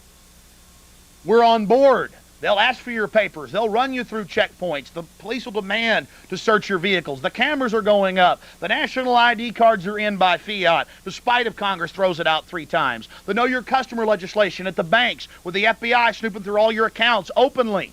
The United Nations calling for the International Criminal Court, saying they're going to enforce it even if America doesn't accept it, and they'll extradite Americans. The militarization of the police is happening. They'll stop you as you walk to the store and ask, where's your ID now? And take you to jail in some cases if you don't have it. That's police state. That's martial law. It's not coming. It's here. It's in the now. And the average cop is not bad. The average military person is not bad. The average sheriff is not bad. They're ignorant, or they're just petty, and they're corrupt, and they think it's no big deal. People don't see the accelerated incrementalism and what's happening, and we're all being acclimated to accept this. I want to remind you, military checkpoints have been run all over Texas on highways and byways. We have produced a film, Police State 2, The Takeover, and we've aired it here, with the video of it happening, news articles as well from around the country, Knoxville News Sentinel, Iowa Journal, mainstream papers. We have video from here in Texas. It's happening. How can people in the military who were formerly there, who fought against Hitler and Stalin and people like that, look at military checkpoints now with police and say it's all right? Something is desperately wrong. We are in a police state. We're not going into one. And here's Senate Report 93-549 from 1973 on Infowars.com, linked directly to the government, admitting that we're in a state of emergency and that each president expands it as it grows and gets worse. America had a lot of freedom. We were a big elephant to eat. But as Bill Clinton has said, he's going to get our guns one bite at a time, just like you eat an elephant. And don't think Bush is going to save you. They're 2 peas in a pod. That's how bad it's gotten. Let's go ahead and take your calls now. Hello, caller, you're on the air. Yes. I just wanted to know that I'm a big fan. Wanted you to know that I'm a big fan of yours and have much respect for you. I caught in halfway through the show, and I want to know what's the deal with the thumb scanners. Well, it's illegal according to the Constitution and Bill of Rights, and Congress has voted it down 3 separate times, but it has already been implemented in 37 states, thrown out of 2 of those. The others are holding. They are just doing it by fiat. You want your highway funds, you do it. As if it's free federal money. They take $1 of our tax money, 30 cents comes back to the states, 11 cents to the people, with strings attached. How is that a good deal? What do they do with it? What is the thumb scan for, though? Well, it makes it very easy to track and trace what you do once the system's in. Banks are getting ready to put them in. They're putting in retina scanners. They can control what you buy and sell. They can turn your digital thumbprint ID off if you're not a good minion in the future. You'll see millions of homeless people suddenly and the loving police force rounding them up to go to detention centers, re-education. That's their plan. It gives them total control over your personal destiny, sir. Last question is, what's your take on labor unions, organized labor? Well, I think labor unions are a good idea if they weren't so centralized and easily taken over, and many times they end up being the tool of the establishment. Take what happened. I mean, we've got the AFL-CIO saying we've got to support Bill Clinton in '96, which there's no difference between Bill Clinton and Al Gore, but here's the diversion. Saying we've got to support Bill Clinton and Al Gore against Dole and whoever his running, Jack Kemp, and saying because Jack Kemp and Bob Dole are for NAFTA and GATT, which is destroying our jobs. Look at what's happening. This is not free trade. And then labor and then Al Gore steps right in and immediately, even admitting he was going to vote for NAFTA and GATT, did. They're loyal opposition. Now they want to represent the 20 million illegal immigrants in this country.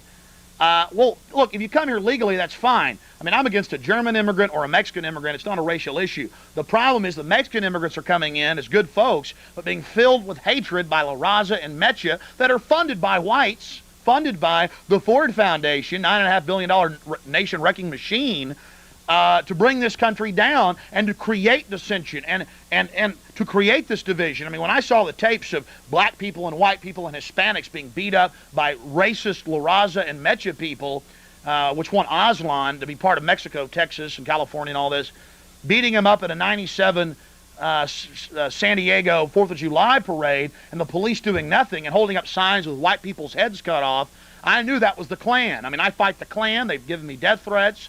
They've done some other stuff, and now here I am with these guys, people claiming to be with Mecha, sending me hate mail, and, you know, this is what it's all about. So now you see AFL-CIO supporting that. It's just to destroy this country. And you see the big corporations supporting opening the borders. And then it's just horrible what's happening. Hello, you're on the air. Yes, I wanted to ask you a question.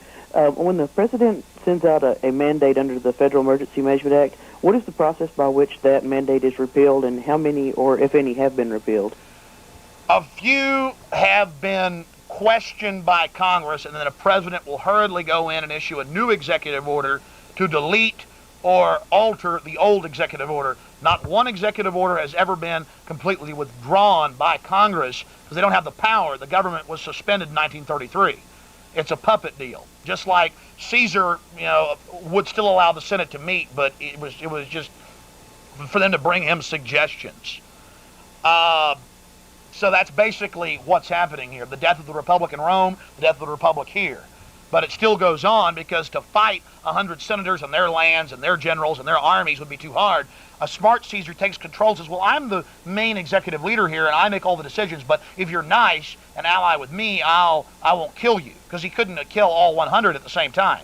It took generations for it to be total power, get rid of that Senate completely. Then soon a general figured out he could just stab the Caesar and be in control. I see. And just out of curiosity, did you ever get your license? No, I didn't.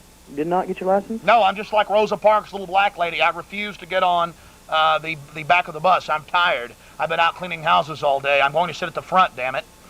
Ah, I see. So since they did have... Do you understand my analogy? Yes, definitely. Of people say, well, you got fingerprinted and we went to the jail. Ha, ha, ha. Oh, we got you. No. It's not about the thumb scan. It's not that I jealously don't want my piece of data in the system. As a culture, as it's all going into it, and it being federal, and it being illegal, Congress has voted it down. It's incredibly unpopular. It is creating a matrix-like control system. And since you said in '93 you did scan Yes. the thumb, so is that currently in their database? Yes. It is currently. And is that changing anything? Have you noticed a change in how if they're monitoring you, surveilling you, or anything? I don't even care if people surveil me. They don't have the forces to do it. The people outnumber them 500 to 1. It's an intimidation of the mind. I'm just curious. You said would change. They could get control of your future. Okay, only 37 states have implemented the national ID card illegally. They haven't started the urine and blood testing, which is an executive order that we put on screen. Put it back up, Mike, please. I want to explain this to you. It's the system. It's the encroachment. It's that the banks are putting in the same thumb scanners in big cities like Houston and New York and Chicago and L.A. now, the very same system the government's put in. And they've signed on to Know Your Customer, which was defeated in Congress last year, but still being implemented. That means the FBI could go into your bank account, seize it, look at it, and never even tell you. What about the banking conspiracy of putting thumbprint scanners in quarters? But see, sir, it's not a conspiracy. The scanners are going in the banks. No. I understand it's my poor choice of words. What about putting them in the currency? There's already a scanner in the currency, sir. Yes, I realize that. But no. People don't believe that. Let me show them. Hold on a minute. Pull my wallet out here. But I'm asking, is that done by the banking industry, or is that a portion of a larger body, or is that the banking industry alone? The Federal Reserve is private, run for profit. It's a quasi-governmental private organization. The stockholders are private. They use government muscle as their front. Now, here's the face side of a $5 bill. And it's right over here, right past the Federal Reserve seal. There is a microfilm piece of film right here, a metal oxide plastic, which has that this is a $5 bill when it was issued. Okay? And the Federal Reserve came out about a year and a half ago and made people really pissed when they said, people got really angry, when they said, we're going to start issuing the money and we need to be able to devalue it if people don't put it back in the bank, which you should be allowed to do. You've worked for this symbol of energy. You should certainly be able to keep it. And they say they're going to scan it when it leaves the bank, and when it leaves your bank, and they will scan it, and if you don't put it in after a year, it will start becoming worthless.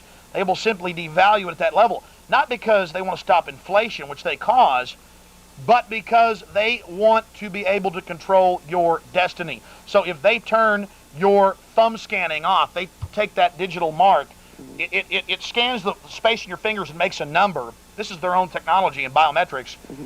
If you're not a good citizen, they just delete that number or say invalid. This is what they could do. Then you go, that's fine. I got $10,000 I saved and I've got it. Well, suddenly your money, they can just devalue your money. You understand what I'm saying? Yes. Is that in the new currency as well? Yes, it's in all of it. Let me show you. Let me show you this. Give me a close shot again, Mike. Yeah, you got to pull it out slow. Look at that. Look at that. Ooh, loving. It's not a magic trick, ladies and gentlemen. It's in your money. Oops. There you have it. That is private run-for-profit money by the Federal Reserve, the bankers that seized control of this country in 1913 and had their martial law take over in 1933. Senate Report 93-549, November 19th, 1973. They admit it all right in here. All right, up on Infowars.com. All right, thank you. Appreciate your call, sir. Of course, many people, I've heard them on the radio shows call in, say that I made it up and there is no strip in the money. You're probably too lazy, some of you, to check for yourself. Or to go to the Federal Reserve's website, from I guess about a year and a half ago, or even longer, when they came out and said we want to start doing this in the near future. Wow. Total control. Hello, you're on the air. Charlie's Hotel, please. All right. Hello, you're on the air. Yeah. I've been wondering why I've been on this bullet train, wondering why George Bush and Bill Clinton are on this gravy train, putting stuff, making us get all ID cards, with the dick for. Yeah. Yeah, I don't understand that. I mean, it's, again, Bill Clinton, George Bush are high-level puppets, sir, just like Alan Greenspan and the rest of them. Okay. I mean, they're just controlled little front men. Yeah. There's this friendly illusion in the press and the culture. Pardon me? They're pawns. Yes, there's this friendly illusion in the culture that, the end of the thing is the president. What does he think? Yeah. Give me a break. Come on. Thanks a lot. That's my take. Appreciate the calls. I just, I don't know what to say about any of it. I just, the whole thing is blasphemous. And you can look at the evidence or you can ignore it. But we're not going into martial law, baby. We're in it. We're in a police state. It's how much worse are we going to let it get? Is the average cop a knowing member of the conspiracy to take over society? No. He's like the centurion 2,000 years ago, just wanting his little bit of money, and he enjoys a little bit of power, and he's just doing his job for Hail Caesar. Hail the governor of Caesar. Hail the local region of Caesar. Hail. That's what they're doing. Hello, you're on the air. Hi, how are you doing? I've only watched the show a couple of times now, and what I hear is good to know that someone's speaking out for the government, and I know it's off the subject. Well, it's not even our government. It's an occupational, private, run-for-profit, fascist government that created communism, socialism, everything else you can imagine to criminally consolidate wealth through dictatorial machines. Right. One of my questions is, obviously, well, do you like where you live? And would you, I mean, you're bashing government for somewhat. Do I? Now, hold on. We always hear, we've had police, and I've got a lot of police that are friends, but DPS folks down there call up and, make horrible statements on our answering machines and things and admit who they are and give their phone numbers because they're so self-righteous that we would even talk about them as the lowest level of the New World Order, rubber meeting the road.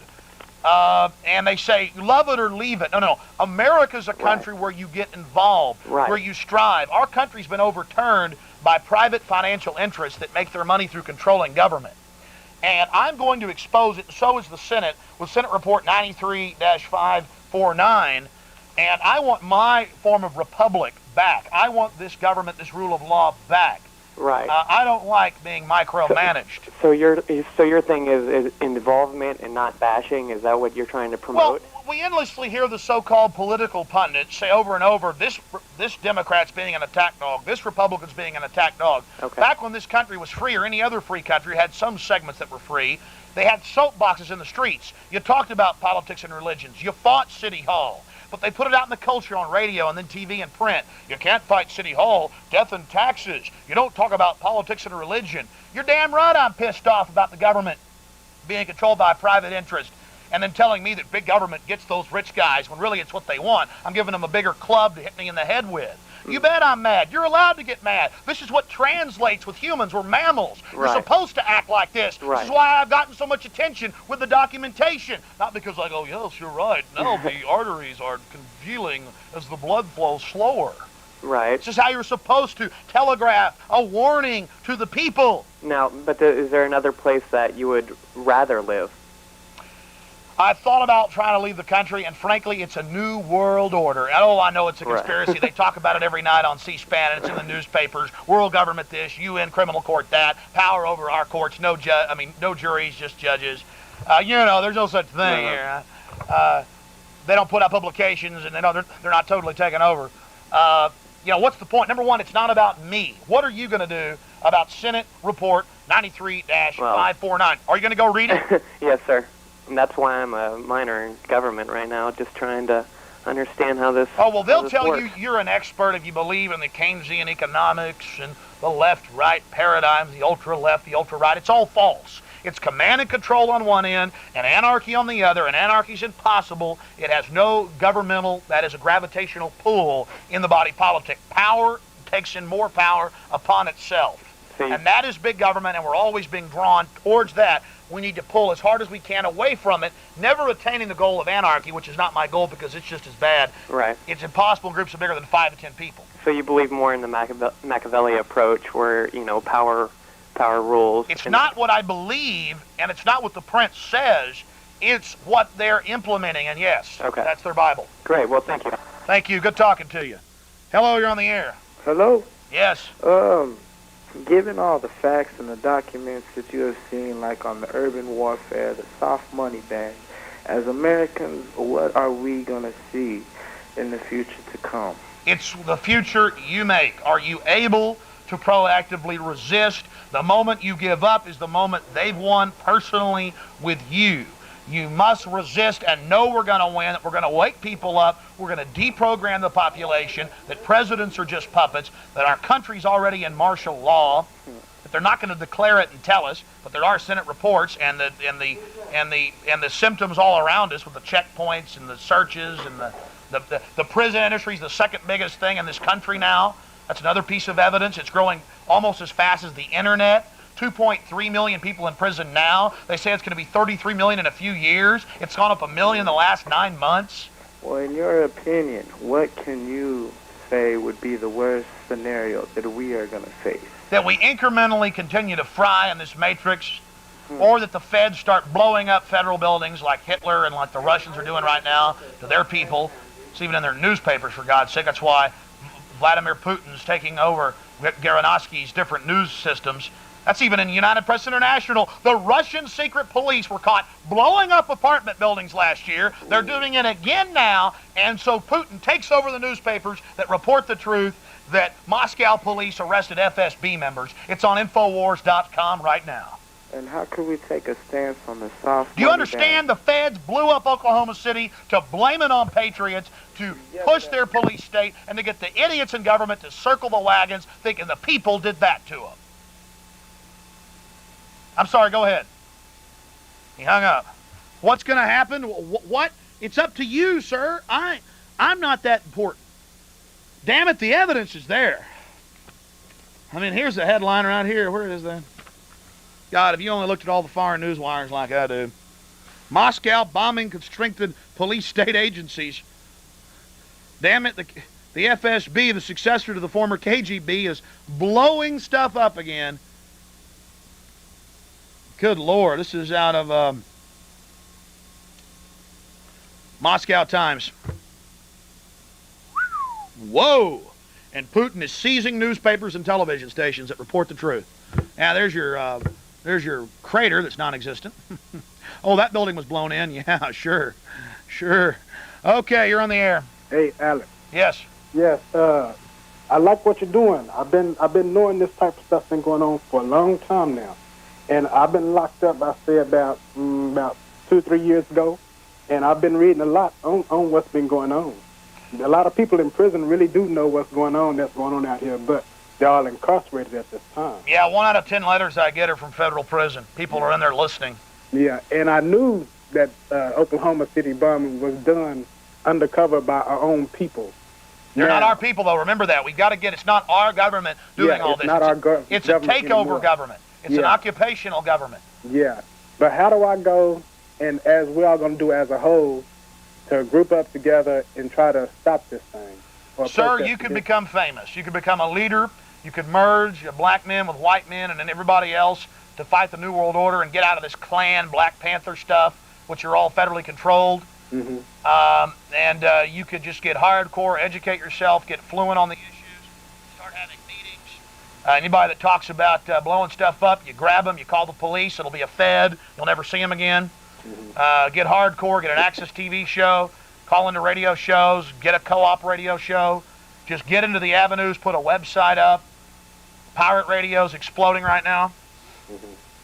Okay, also, they talk about a lot of things about the credit card and how they are able to track you down and stuff with the credit card anywhere you go. Now, how do I go by as an individual? Well, remember, you haven't done anything wrong. Yeah. You are innocent until proven guilty. You have a right to not be tracked and traced like a rat. And at the same time, you look at a government that's wanting to do things like this, you got a problem. There are some of the pirate stations, and I want to talk about them later. 90.1 North Austin, 95.9 South Austin, 97.1 Central Austin, 91.7 in Fredericksburg. Go ahead, sir. Okay, also, I've just really started picking up your radio station, 90.1, but now it seems like it's getting distorted. It's kind of hard for me to pick it up now. That's not my radio station. Oh, okay. Yeah, there's also 97.1 that's kind of socialist, but they're trying to do good. And people are just doing this. Folks do pick me up off the satellite, and they dial around and pick up different syndicated shows, so we don't scramble my show. What part of town do you live in? North Austin. I mean, North's giant. What area north?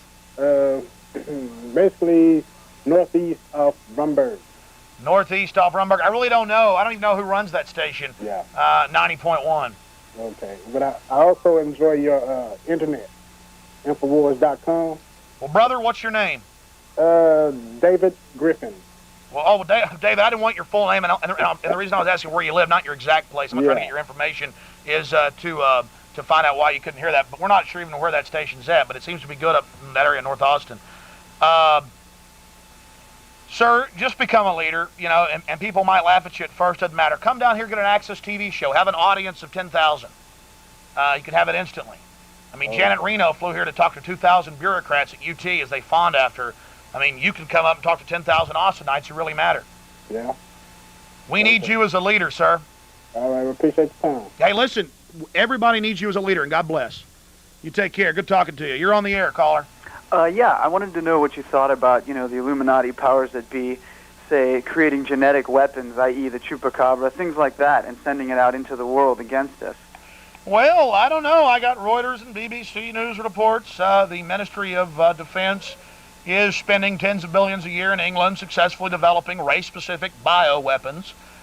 And here in this country, in last year's defense appropriations, they transferred lethal sarin, nerve gas, and other agents to the Department of Justice. I mean, and in U.S. Code, you ready to write this down? Yeah. Title 50. Title 50. Chapter 32.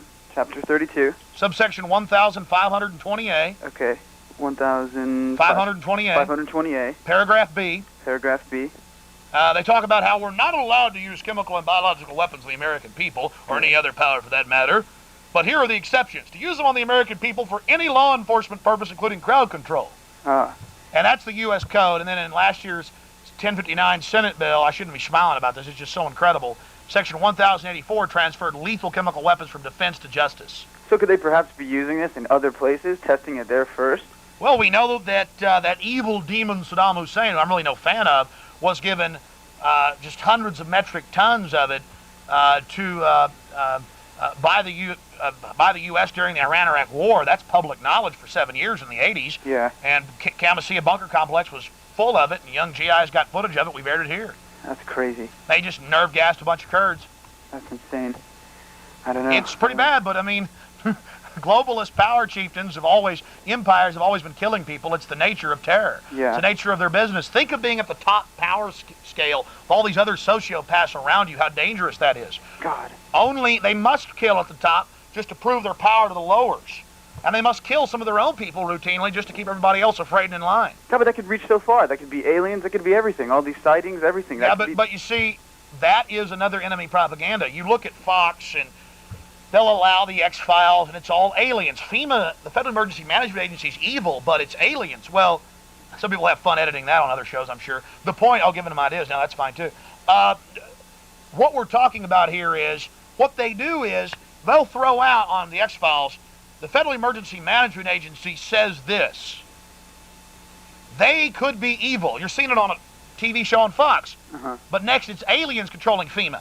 I can have the document showing FEMA can put every man, woman, and child in a forced labor camp. The Senate can have it out warning you. We can have all the documents and video of camps on TV for you. And then actually rounding folks up in Seattle after they created the crisis. But it won't matter because people saw it on X-Files attached to aliens, which is pure bull. Not that I'm saying that couldn't be, but where's my proof? When I've got what I call meat and potatoes, real things happening, the Russians blowing up their own buildings and blaming it on their political enemies and getting caught by Moscow police, the left hand not knowing what the right hand is doing. Right. See, that's the part about even an evil pyramidal system with the top-down structure. Even in Russia, the average cop on the beat's not evil. He may be a little corrupt, but when he catches guys planting bombs in an apartment complex and arrest them in their FSB, he still brings them in. So there's no escape. There is escape. Just like those good cops in Russia arrested the equivalent of their CIA, their FSB, the new KGB, new name, same people, same agents, down to a T, blowing up buildings last year and blaming it on political dissonance. But how many of our cops are likely to do the same thing when so many of them want to be part of it? I will agree that at many levels, it's hard to believe, America used to be much freer and much more pure. Some of our cops are probably more evil than a Moscow cop. But I don't know if our KGB is more evil than their FSB. There, they like to keep the public real nice and sweet and happy and docile and domesticated, marching off to a gulag saying, boy, I was bad. Here, we'd be griping the whole way, might even know about the gulag, which they're building all over in the future, but it wouldn't matter because we wouldn't do anything. I know. You see what I'm saying? Yeah, I do. They're so far up on us, there's no way to get, I don't know. Oh, no, there is. Believe me, people are waking up. I can't, look, for you, people who probably don't know you, it's not a face. I can't go to a movie theater, to a store, down the street. Everybody stops me. Everybody talks to me. And I'm just one little person fighting on Access Television and on now about 67 radio stations. All right. Keep fighting the war, brother. Appreciate that call. All right. That's right. And we are cruising ahead. Again, just picked up a station in Tampa, Florida today. You can hear it in Tampa and St. Petersburg. God, I never knew I'd be. That's just so awesome. Thank God for it.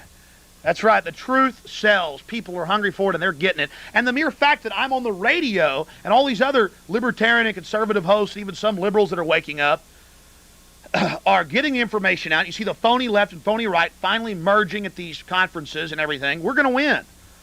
I got to leave in a minute. Go ahead. Why couldn't the argument be made for thumb scanners just as it is for guns, that they could also be used properly as opposed to improperly? Maybe the scanner itself is not evil.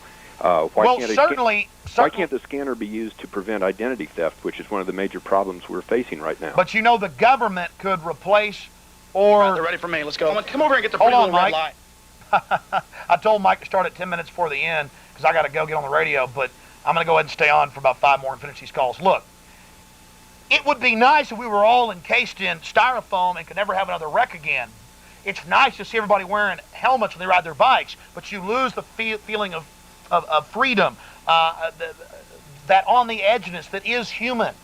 And it's those that control the government are putting toxins in the vaccines, dumbing down the population, putting grasshopper genes in tomatoes, deadly Ritalin to a third of the males now in school. All of this, funding Hitler, funding Stalin, financial Chase Manhattan, Citibank, all of these people give them the power to manipulate and micromanage, and making it the law that you have to thumb scan. If I want a thumb scan, let me, but don't make me. You I understand? agree with that. Plus, did you know they can make fake thumbprints, make fake fingerprints off a digital thumb scan? Off a finger scan? Did you know that? No. Did you ever think about a digital signature, how they can put that wherever they want? How you go into now a store and you do a digital signature, a digital photo? Did you know they can, 12 years ago, you'll see an old show, I'll say 10 years ago, but now it's really been 12 years. They admit they can computer morph an entire news show, and it be fake, literally wagging the dog. Oh, sure, that's been possible for years. Yes. So we're entering the realm of total mind control. And let me tell you what's at the core of it, sir. The enemies of freedom, the commanding controllers, they want the life-extending technologies for themselves. They want them for themselves. They're testing everything else out on us. But to be able to live 400, 500 years, which they say will be capable of doing in 20 years for a 40-year-old male if he hasn't torn himself up, or female, with hormone replacements, with brain grafts, with cloning. They're already cloning humans in England. Did you hear that on the news? It's all over the British news. They just accelerated light times 300. Did you know about that? No. Yeah, it's all over the BBC, all over, scan the news wires. Been on a few things here in the U.S. The real stuff isn't news anymore, but OJ is 5 years later. They want to have the life-extending technology for themselves, but to do that, they have to create a parallel system where they're up here, we're mesmerized with television, soon to be wireheads, hooking into all these digital pleasures, all of this. Then they can start exterminating most of us. The UN openly says this. Prince Philip wants to come back reincarnated as a virus in one of his books. These are sickos. The Georgia Guidestones, they're all saying it. They're publications, so the earth will live. Been in an airplane, there's plenty of land, bud. Do you not feel that this incites people to do like the guy in Kyle, Texas that shot a cop because he felt it was unconstitutional to give him a ticket for So what I say, we better burn books because they might, we better burn the Constitution. Have you read the Declaration of Independence? Years ago. He has turned loose hordes of officers to eat out our substance and erected a multitude of bureaucracies. That's basically what it says. My God, burn it now. Burn it immediately. Look, sir, I got to say something to you. Yeah, the gentleman that was, the officer that was shot and killed, I really feel for him. But that old man was being harassed for 18 months. We've interviewed the neighbors. He allowed DPS to hunt on his property. It was they wanted his property, not the DPS, but in a Kyle the constables had. But see, I'm saying things, talking about freedom and saying stand up. So maybe I should be hauled off. I'm inciting problems, saying stand up for freedom. Be a free human. Enjoy the technology. have access to reality-based information. My God, we might not be safe. A lordly officer was shot and killed. He's better than us.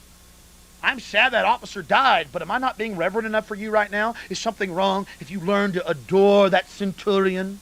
Love that centurion. His life is worth 10 times what your life is. Man, I'm out here. I don't get paid to be up here right now, to get the death threats, to get attacked, all the rest of this stuff. You think I care? I don't. Why did the cop pull over? Because he wasn't wearing a seatbelt. Why was he violating a free human being's right to travel? I think it's wrong the cop got shot, but it was wrong that old man was getting harassed by the developers who wanted his property in Kyle. Well, was it bad for a black man when he was enslaved on the plantation to grab the axe handle back and bash master's brains out? Was that officer evil? No, probably not. Did he deserve what happened? No, but why haven't they released the videotape that all the DPS have in their cars, the little microphone they've got on their tie? Where is the tape? They always release it other times. And why did they report the first few days the officer hadn't fired? Now we find out he fired twice. The old guy fired once. What happened? Did I have a cop pull a gun out and put it to the back of my head one time, pull me over by my house because he saw a weight belt in my car when he pulled me over? Did I almost get my head blown off? What about Pedro, Oregon in Houston? Got shot 12 times in the back, the wrong house, on his bed, laying down when the cops came in. One of them jerked and killed him. Yeah, the DA in Houston laughed. Yeah, he's dead. He's dead. We're not worth what you are, huh? How dare you? You talk about freedom. A cop might get shot. I tell you what, cops keep trying to confiscate guns. They keep trying to run checkpoints. They keep acting like Nazis. More of that's going to happen. Not from me. Cop says, I want to see your papers. I'll say, okay, here's an old paper. I'll deal with it in court. Officer, are you violating your oath to the Constitution? Don't you want your children to grow up in a free country, officer? That's how I would talk to him. They want police and the people against each other. They want to drive that wedge between us. Cops go to school, go to church, go to all the places we do, go to the, wherever, to the mall, to the movies. They're human beings. They're being conditioned just like we are. We're all in the same boat. It's not us against them. But I tell the police it's dangerous to be their minions. All right, let's go ahead and go to some more of the thumb scan. Dangerous stuff, man. We don't want to be part of an illegal national ID card. Oh, my goodness. People, oh, by the way, ladies and gentlemen, the federal, I'll be back tomorrow from 4:30 to 6 on Channel 10, and Mike will be back at midnight to 1:30 tonight with Lance and America Now for some great information. Midnight tonight, Channel 10. See you, folks. Register Bill Clinton. Urine and blood testing plan for you. Tell your friends about it. We have got to stand against this. The states are preparing to implement this plan. This is not a joke. This is not the entire document. It gets worse. Ladies and gentlemen, it's a joke to them. Only Coach Penders matters. Only diversions like Rome, the gladiators. If I don't take this, will I not be penalized for not having a driver's license, by not being able to cash a check, by being given tickets that if I don't pay those tickets, I'll be taken to jail. I can't travel out of state. I can't get on board an airplane. And the media is talking about thumb scanning to travel. You're working with the foreign banks and the military-industrial complex. This is all their idea. Read the Military War College from 1968. They planned this. Just because you lay around doesn't mean it's not true. This is not a publicity stunt. I was a lot happier years ago before I got into all this garbage. I'm sick of sheep laying down. I wish you'd get up and do something. Makes me want to vomit. Our forefathers went to World War II and World War I and fought in the Civil War to end slavery, and it means nothing to y'all. We're a bunch of yellow-belly weaklings. I'm sick of it. I'm sick of people laying down like a bunch of jellyfish and rationalizing what's going on. People ought to be ashamed of themselves. My brother's a cop. Gold star in the arm and be quiet. Yes, exactly. Now look very carefully at Mike Cox. He is head public information officer for all of Texas for the DPS. They weren't going to arrest me, but about 15 minutes into the protest, he showed up and things changed dramatically. He walked up, stared at me, turned, walked back to the back. They had a little meeting together, and then they came and arrested me. If you do not leave now, I will be forced to arrest you. Sir, I'm here to get a driver's license. I have never had a criminal record. It's time to go. Here I go. Get my stuff for me. 45 patients.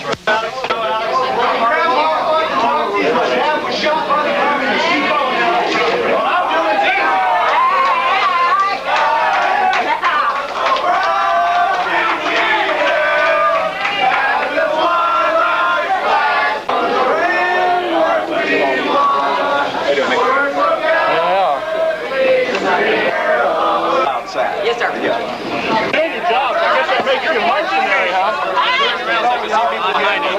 Paid mercenaries, huh?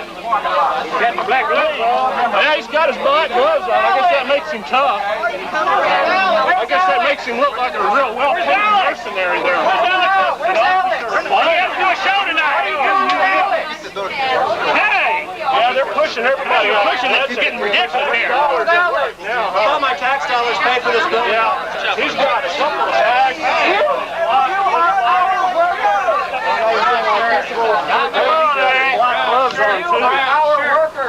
Okay, folks, it's Mike Hansen. Sorry to interrupt you here. We're busy in here. As you can see, we got editing going on, previewing over here, and we need your help to keep this rolling. We would love for you to send in $25, and I will send you back a signed copy of my book, Bohemian Grove, Cult of Conspiracy. It was forwarded by Tex Mars that just recently passed away, and it's fastly becoming a classic because there's not going to be any more Tex Mars. And that's when we snuck in back in the year 2000, the Bohemian Grove. There's Alex and myself when we were younger. Must be nice. And just, if you would, just send in your money and where you want it sent to our address here in Gonzales, Texas at 901 St. Joseph Street, Gonzales, Texas. If you want to call us here at 830-672-3089. Thanks a lot and God bless, and continue to subscribe to our YouTube channels here, Mike Hansen Archives, Hansen Archives, and our newest one, Waco Archives. Thanks a lot and God bless, and we'll let you get back to your classic viewing here on YouTube.